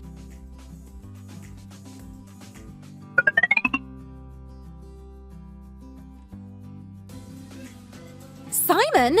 What do you think you're doing? Do you have any idea what you're suggesting to them right now? Huh? Why? You were the one who suggested my mom come and stay with us first, weren't you? And you even said yourself that family has to help each other out. I don't see how this situation is any different to the one we had with my mom. No, Simon, it's not the same. Your mom had absolutely nowhere to go at the time, hence why we agreed to let her stay here. But as for your sister, she already has a place of her own to stay, doesn't she? That might be the case, but even you've seen how tiny that apartment of hers is. It's not fair for anyone to have to live in a place like that. Are we really going to just reject my sister like that as soon as she opens her mouth to ask us for help? I opened my heart more than wide enough for your mom to come and stay here, Simon. But even you know that if your sister moves in, she's only going to want to bicker with me. We were lucky enough after getting married that we didn't have to move into one of our family homes, but now it seems like we may as well have done so. Don't compare our situation to something like that. You're talking as though my mom coerced you into doing something like this. That was never the case, Grace. Of course I know my sister has her flaws and can be known to nitpick over little things, but you know just as well as I do that she's not a bad person. And besides, it's not like we're agreeing to live together with them forever, is it? It just so happens that now is a bit of a difficult time for them, and thankfully we're in the position where we're able to help them both. I understand what you're saying, but your sister only came over to take a look at our place. As soon as she heard that your mom was staying here with us, it wasn't long before she started asking if she could stay here too. If she hadn't found out your mom was staying here, she wouldn't have mentioned anything. Do you really think she's having that much of a hard time at her own place? Because I don't. She's only saying this because she's seen how happy and comfortable your mom is living here with us. If by any chance that is the case, just listen to yourself. We can't be talking and thinking that way about our family. And regardless, is preparing just one room for the two of them really that difficult? Is it really too much to ask? Let's turn it around. If it were your mom and dad who were in a tough situation and needed a place to go so they came here, I wouldn't even hesitate for a second and have them stay here with us without a shadow of a doubt. Even so, Simon, my parents don't have that problem right now, so that's irrelevant. And what did you say earlier? You're going to give them the main bedroom? Our bedroom? Why are you just going about this as you please? Is your name written down as the owner of this house? In the very end, you can't assert any claim of ownership of this house, Simon. You should have consulted me first. If you look at everything, not only is the house mine, but also all of the electronics and appliances. So honestly, I think my opinion should be number one when it comes to anything to do with this house. I know I told your mom that she could stay here with us, and I don't regret doing that at all. But where on earth are the people who said that they wanted to live together with your sister here? Because I'm not one of them.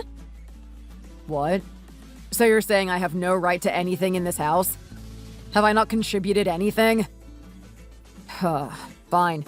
So I'm just supposed to sit here and accept the fact that I'm just somebody who owns nothing and has no part to play in this house? Is that what you're saying? Is this really the way you want to treat your own husband? What is this? Is it because our family isn't as good as yours? Is it because my mom lost the house that you're going to turn your back on us? In that case, I'll go and tell both my mom and my sister that despite all their thanks and appreciation, we have to let them down. Is that really what you want? Is that really how you want to talk to them? Simon, come on. That isn't what I'm saying right now. If that was the case, then why would I have dragged this conversation all the way to this point? But look at it this way. When you were busy discussing how you were going to accommodate everyone in our house earlier, did you stop for a second and think about how I felt about all of this? No, you didn't. What you did was you continued to talk about both your mom and your sister moving in here with little to no thought. So please, don't talk to me as though you think I'm being self-centered about this.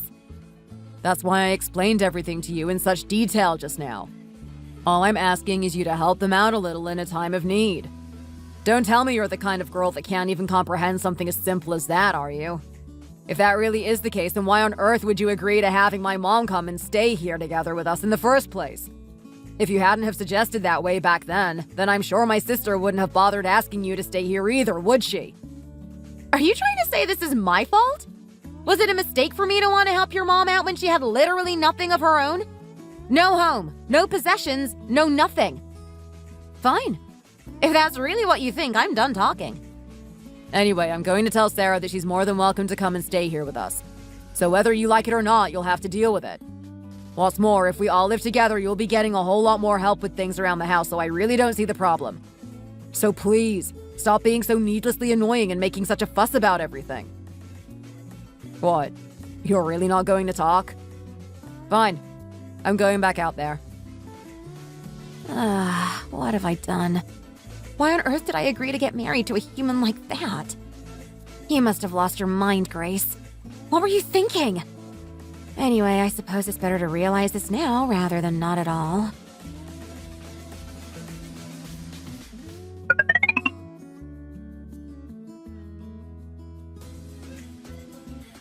Why? What did Grace end up saying about it? She can't stand the idea of having Sarah stay here. Well, I never. If that's the case and she feels so strongly about it, perhaps there's no reason why she won't go as far as kicking me out either then. Don't be silly. It's all sorted now. You're not leaving here, so don't worry. As for you, Sarah, go and organize whatever it is you need to organize and bring your stuff over here. I already cleared out the main room earlier anyway. Okay, thank you. I'll be back soon, okay? I'll head over to the real estate agents today, too. I'll see if they can't sort something out for me to get all my stuff moved over here. Ha! See you later, you stinky little one-room apartment. Hello, House Life. Oh, isn't it just lovely seeing how excited Sarah is to be living together with us again? But listen here. You be careful now, okay? Make sure you give me a call as soon as you get home, okay? Yeah, I got it. I'll contact you once I arrive at my place.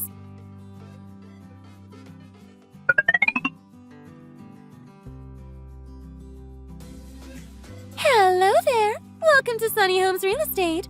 How can I help you today? Oh, back again already? Are you looking for a second house? Or perhaps another place to stay? If I'm not mistaken, it hasn't been that long since you signed the contract for your previous property. Isn't that right? Yes, well, that is correct.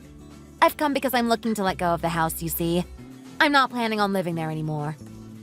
Ah, I see. Well then, in that case, it shouldn't be a problem.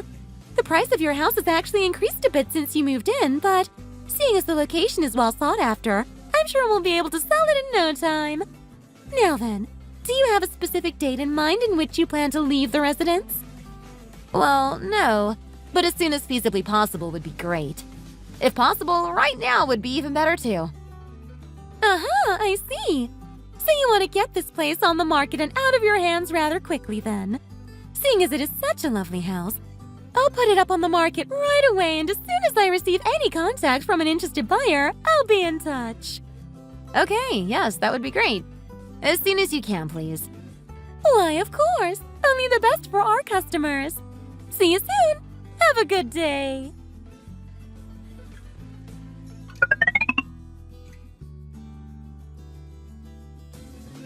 Hey, Mom! I'll be out of that stinky little apartment by tomorrow, so be ready to help me bring in all my stuff, okay? Oh, wow! You're leaving already?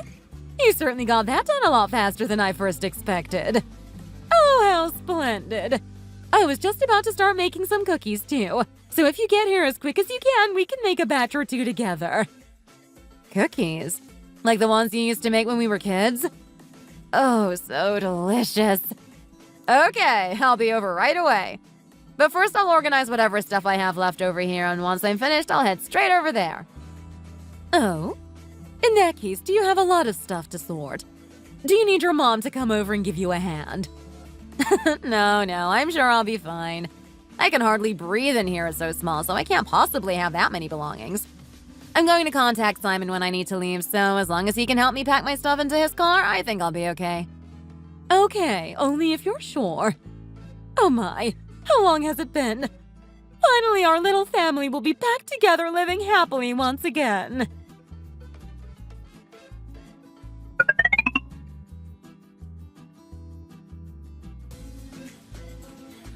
Oh, you're both here. How wonderful. Good job moving all of her stuff. It must have been a struggle for you both. My back. I feel like I've pulled something. What the heck did you pack, Sarah? I thought you said you didn't have a lot of stuff, but we barely made it fit in my car. Oh, behave yourself now. It isn't even that much. This is barely nothing. You should have seen how much stuff I had in my last place. But anyway, where's Grace? Is she not here? Has she gone to work or something? Yeah, she's at work right now. One of us has to. I took today off as annual leave to help you with your stuff, so... But saying that, I'm not sure if she'll even end up coming home today or not. She's been pretty angry with me recently and ended up going to stay at her parents' place. Huh? Why on earth is she angry with you for? Did you guys have an argument or something? I thought those kinds of things were a normal part of married life, no? Yeah, well, you're right. These things happen from time to time, I guess. Anyway, I'm sure she'll be back home by tomorrow. Come on, Simon. Surely she's not that angry at you. It's just not in her character, right?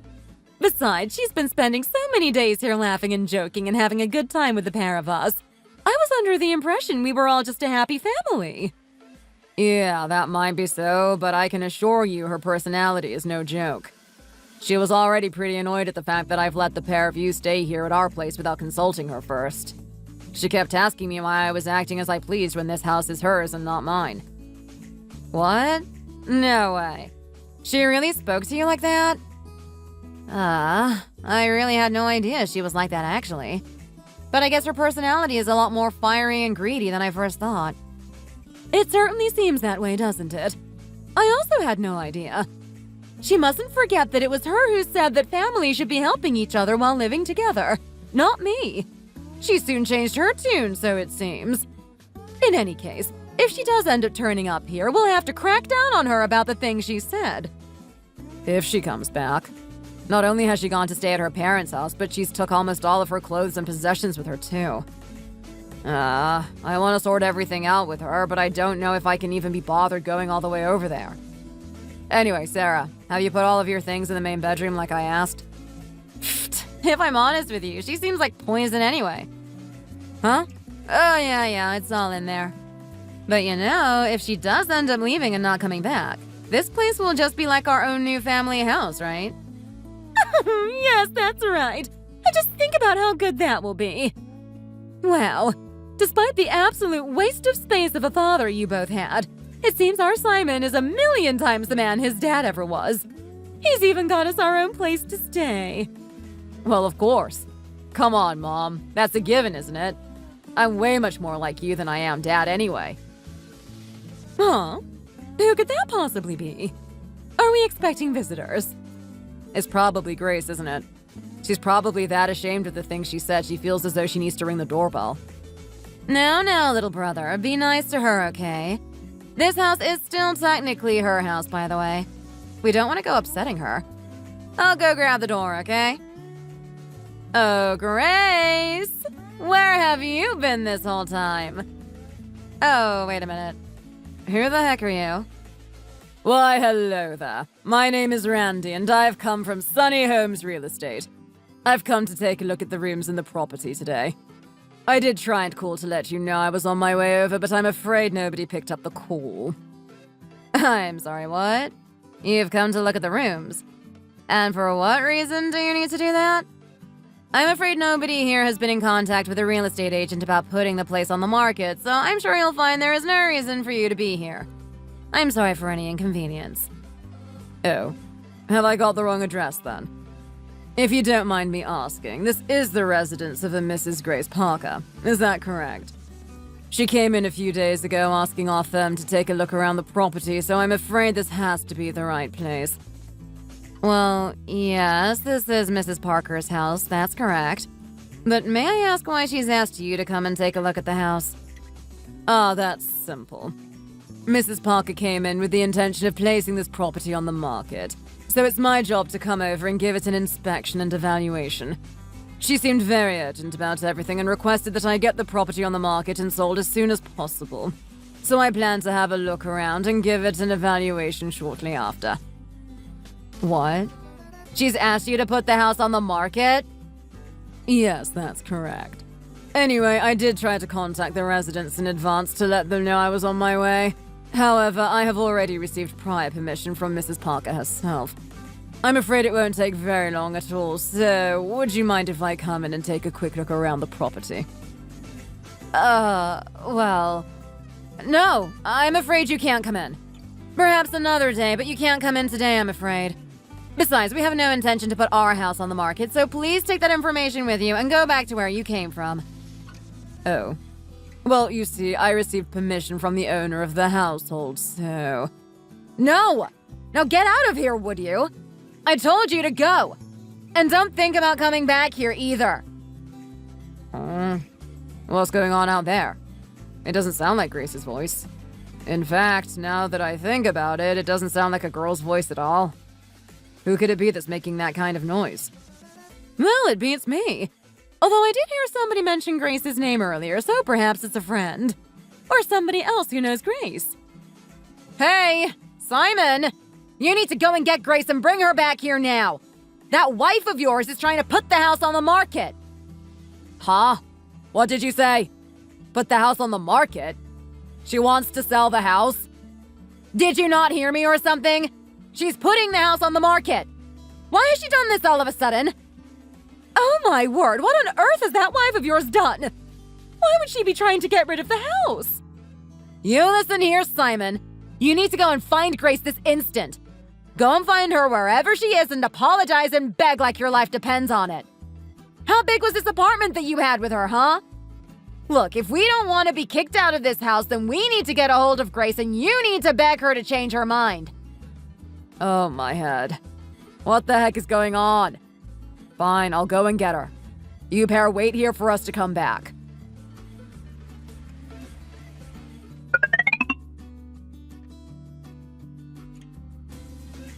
Hey, honey. It's me. Hey, where are you at?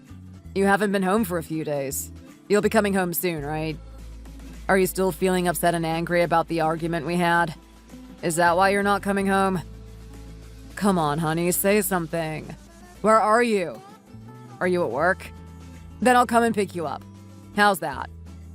No, Simon, I'm not at work. And no, you don't have to come and pick me up from anywhere. Anyway, for what reason are you texting me for? Oh, you're not at work today. Then did you take the day off? Is it your annual leave? I mean, I took today off as annual leave too. If you had said something to me before, we could have gone on a date or something today. Anyway, some guy came to the house earlier. I'm sure it was all probably just some big mistake, but he said he came over because the house was being put on the market or some nonsense like that. You have no idea how surprised we all were earlier. Mistake? No, there's no mistake. The house is being put on the market. That's why he came over today. I plan on selling the house. Besides, it's not like I'm going to be living there from now on anyway. Huh? Grace? What are you talking about? Are we moving house or something? Ah, seeing as our family got a little bigger, you're looking for a wider and more spacious place to live, right? So you want to move to a place more like your parents' house then? In that case, why didn't you say anything before? You should have told me in advance, silly. What on earth are you talking about? Why the heck would I want to be living in the same house as you and your family? I'm going to sell my house, and after that, I'm going to divorce you, Simon. So yes, I'll be sorting the divorce proceedings shortly. I mean, I was just going to send you a letter with the divorce invoice and details, but seeing as you've called, it's easier just to tell you over the phone. I just don't want to live with you anymore, Simon. I must have been absolutely out of my mind to have agreed to get married to you back then. All I've done is suffer ever since. All you've done is suffer? Ever since we got married? What are you talking about? You're just playing around with me, aren't you? Of course, it's all just a prank, right? There's no way my Grace would ever say something like that and mean it. Listen to me properly, Simon. You got married to me. What did you ever provide for us? It was me that gave everything for us in that house. I saved up so much money for that house. I bought all of the furniture. I kept it clean and tidy. Hell, even that damn car is mine. All of those things I bought through the work of my own sweat, blood, and tears. But not once, not even a single time did you ever thank me for anything that I did you? And then on top of all of that, you just gave permission to have your family stroll in and live in that house without consulting me as if it were your own. It really looks like you guys are as shameless and brazen as one another, you know that? Oh, Grace, come on now. Come on, honey. It's really not like that. You're not really serious about divorcing me now, are you? Come on, Grace, tell me it's a joke. It has to be a joke. We still love each other. We can't get a divorce. Love? Love? Please don't make me laugh. Do you even know what it means to love? Get a damn hold of yourself, would you, Simon? All you've ever done is look at your wife as if she's nothing more than a damn pushover, and in turn now your entire family sees me in the same way, expecting to get whatever they want. Does that really sound like the sort of person a woman should get married to? You and that darn family of yours just waltzed straight into my house doing as you so well please. And so I'm going to do exactly as I please too and get rid of that house, sell it, and then get divorced from you. There you have it. Now you know. I'm leaving now. Wait a minute. Don't go. Grace! Grace!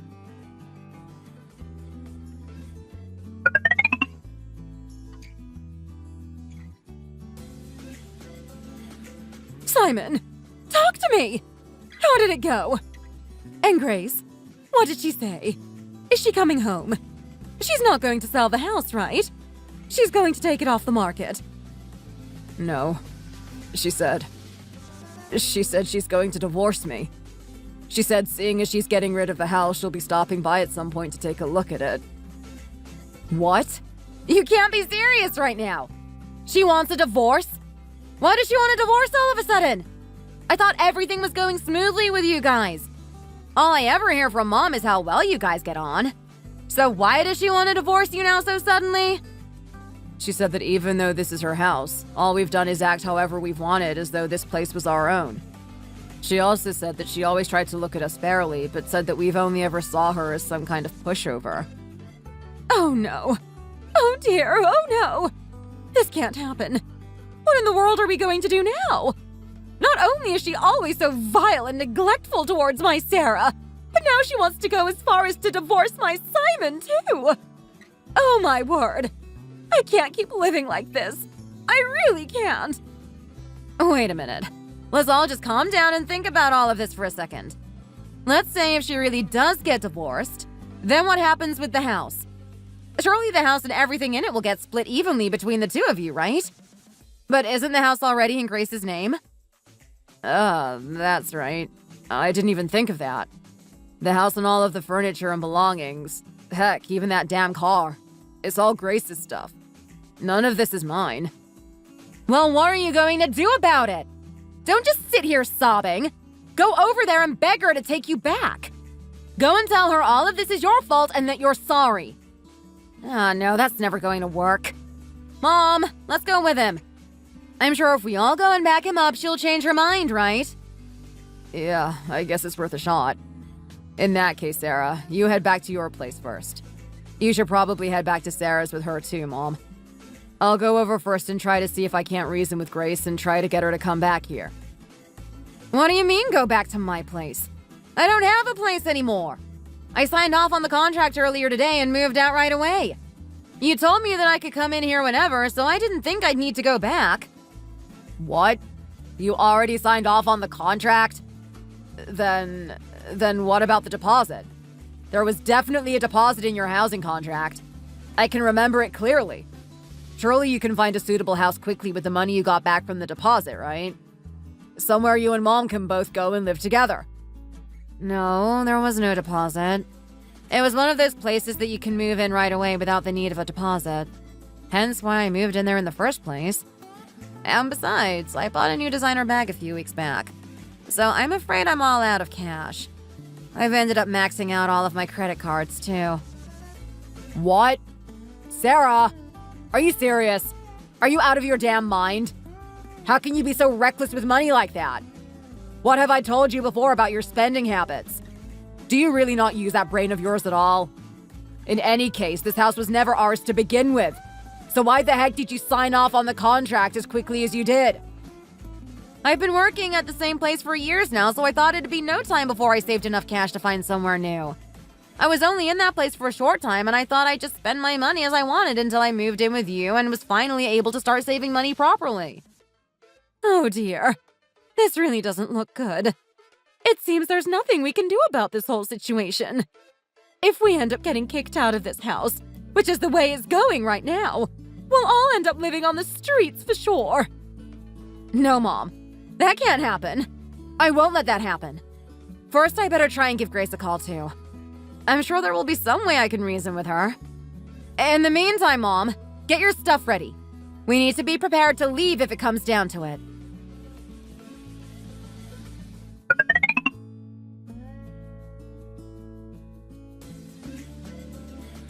Hey, Grace, it's me, your big sister from another mister. What are you up to right now? Have you had dinner? If not, I was thinking about making my way over to wherever it is you're at right now. So how about we have a quick chat while I make my way over to you, huh? Hello, Sarah. I'm afraid I don't have anything more I need to say to any of you. Oh, come on now. There's no need to be saying things like that now, is there? We are all family, after all. I understand that this place is your house and all, but surely seeing as we're family, I'm sure there's some way we can discuss it with one another, right? Sarah, I've already done enough discussing about all of this with Simon, you see. But unfortunately, that brother of yours hasn't ever wanted to talk to me about anything or listen to my opinion ever since he invited you and your mother into my home. So surely you can see that I too now have no reason to discuss anything with any of you. Right? Grace, come on now. You shouldn't really think of us as just Simon's family now, should you? I've made up my mind, Sarah. It's done. I am going to divorce Simon and I'm going to sell the house. There's no changing my mind. The house is being put up on the market whether you like it or not, so pack up all of your belongings and get out of my house as soon as possible. Oh, give me that damn phone already, would you? Grace? Oh, Grace, honey, are you there? It's me, your mother-in-law.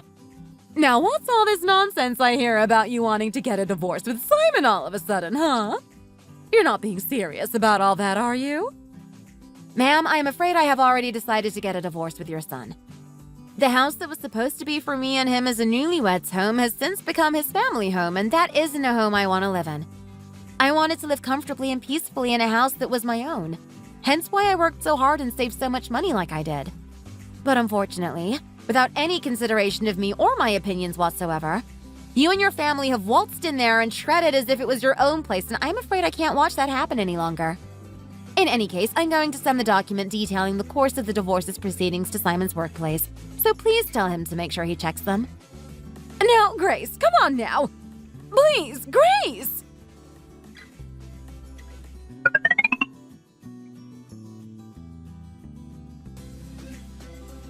Oh dear.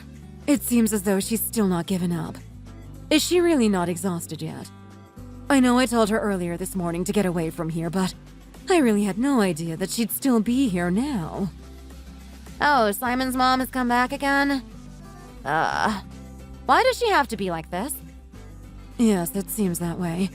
But this time she's brought that daughter along with her as well. If she's been turned away so many times before, I'm not exactly sure what she expects to accomplish by dragging her daughter all the way here, too. Fine. I'll go out and have a word with them. You stay here and rest. You've been through enough as it is. No, Mom, it's okay. Besides, you tried to speak to her earlier and she still came back here anyway. I'll go out and try to speak to them again. I'll be back soon, don't worry. I feel like I'll be able to sort it out for good this time. Are you sure? Okay, then fine. But I'll be back here keeping a watchful eye on things. If by any chance or at any point you feel threatened or harassed, you head back in here straight away, okay? You got that? I will, don't worry too much, Mom. Ma'am? Sarah? Please tell me, why have you come back here once again? Oh, Grace, you're here. But please, try not to look down on me with that kind of harsh expression too much. I know your heart must be hurting right now, isn't it? Oh, my dear. I'm so very sorry. I ended up bringing Sarah along with me this time. She can't stand the thought of you hurting as much as you are. Simon said the same thing, too. We all hate even the slightest thought of you being as upset as this. They weren't ignoring you at all. They just couldn't bear to show their faces in front of you is all. You understand that, right? Actually, no. I'm afraid I don't. I'm afraid what I do understand is exactly what kind of person that son of yours finally turned out to be. So unfortunately, regardless of whatever you have come here to say to me right now, it won't change my mind in the slightest. Oh, Grace, come on now. Are you just saying that because I ended up moving into your house too, right? I'm sorry. If it makes things better, then I'll leave right now, okay? I'll grab all my things and be on my way. I'll find a new place to stay and be out of your way in an instant. So maybe even just for a little while. Could you please just think about all of this again? Please? If we can't be there, then I'm afraid there's nowhere we can go. We don't have anywhere else to go but that house. But even so, if you get rid of the house as quickly as you are doing right now, what are any of us supposed to do? Well, you see, Sarah, that isn't actually anything I need to worry or think about. You're right. But if that really is the case and you really don't have anywhere else left to go, then perhaps next time you should think a lot more carefully about how you go about things. Especially just letting yourself into somebody else's home. As harsh as it might be to say, I'm afraid having not had the pleasure to meet him at least once, the issue of your dad's debt was also no concern of mine either. Even so, at that point in time, I tried to understand as I saw all of you as my new family. So why was it after all the help you received? Not once did you think about thanking me. You merely saw it as something you deserved? Please, I don't want to have to ask you again. Leave and do not come back. Despite knowing about all of the debt, I still decided to marry Simon and take that risk because I loved him. But I didn't marry him under the condition that I would have to supply a place to live for both his mom and sister. Looking at my situation, surely you can see why anyone else in my shoes would be jumping at the chance to get a divorce. However, in the unlikely chance that you find someone who would happily stay in a marriage like that, please feel free to bring them to visit me. Oh, Grace, I know. I understand. I really do. Everything you've said is correct. This is all my fault. But even so, just think, please. Is it still really okay to do this all of a sudden? Of course, I'm not telling you to not get divorced. You should get divorced. I mean, if you want to. I got divorced too, you know. But if you could, if possible, please, could you leave us the house? Even if just for 1 year. Just a year. I promise, if you let us use it for just a year, I promise I'll keep it clean and leave as soon as the year is up. How about it? No means no, Sarah. As soon as me and your brother have finished our divorce proceedings, all of you need to leave the property right away. You have no right or any need to be in that house anymore. So then, have you said all you need to say? In that case, please make your way out of here. Oh, and one more thing.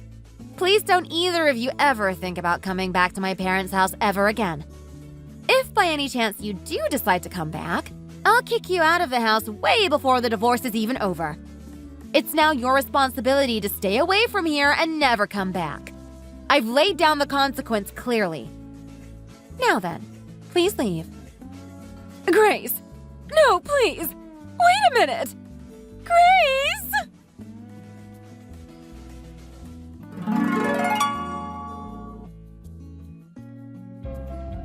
For me, it was the first time I'd ever found a house. Left the house and sold it so quickly like that before. However, thanks to the desirable location of the house, once it was put on the market and sold, it fetched back a heftier profit than I originally first thought. After finally divorcing Simon, I ended up finding a decent apartment of my own fairly close to my parents' house and finally decided to live there on my own. I guess my warning of kicking them out of the house instantly if they ever came back to my parents' house again must have been pretty scary, because after that day, I haven't seen or heard anything from Simon's mom or his sister.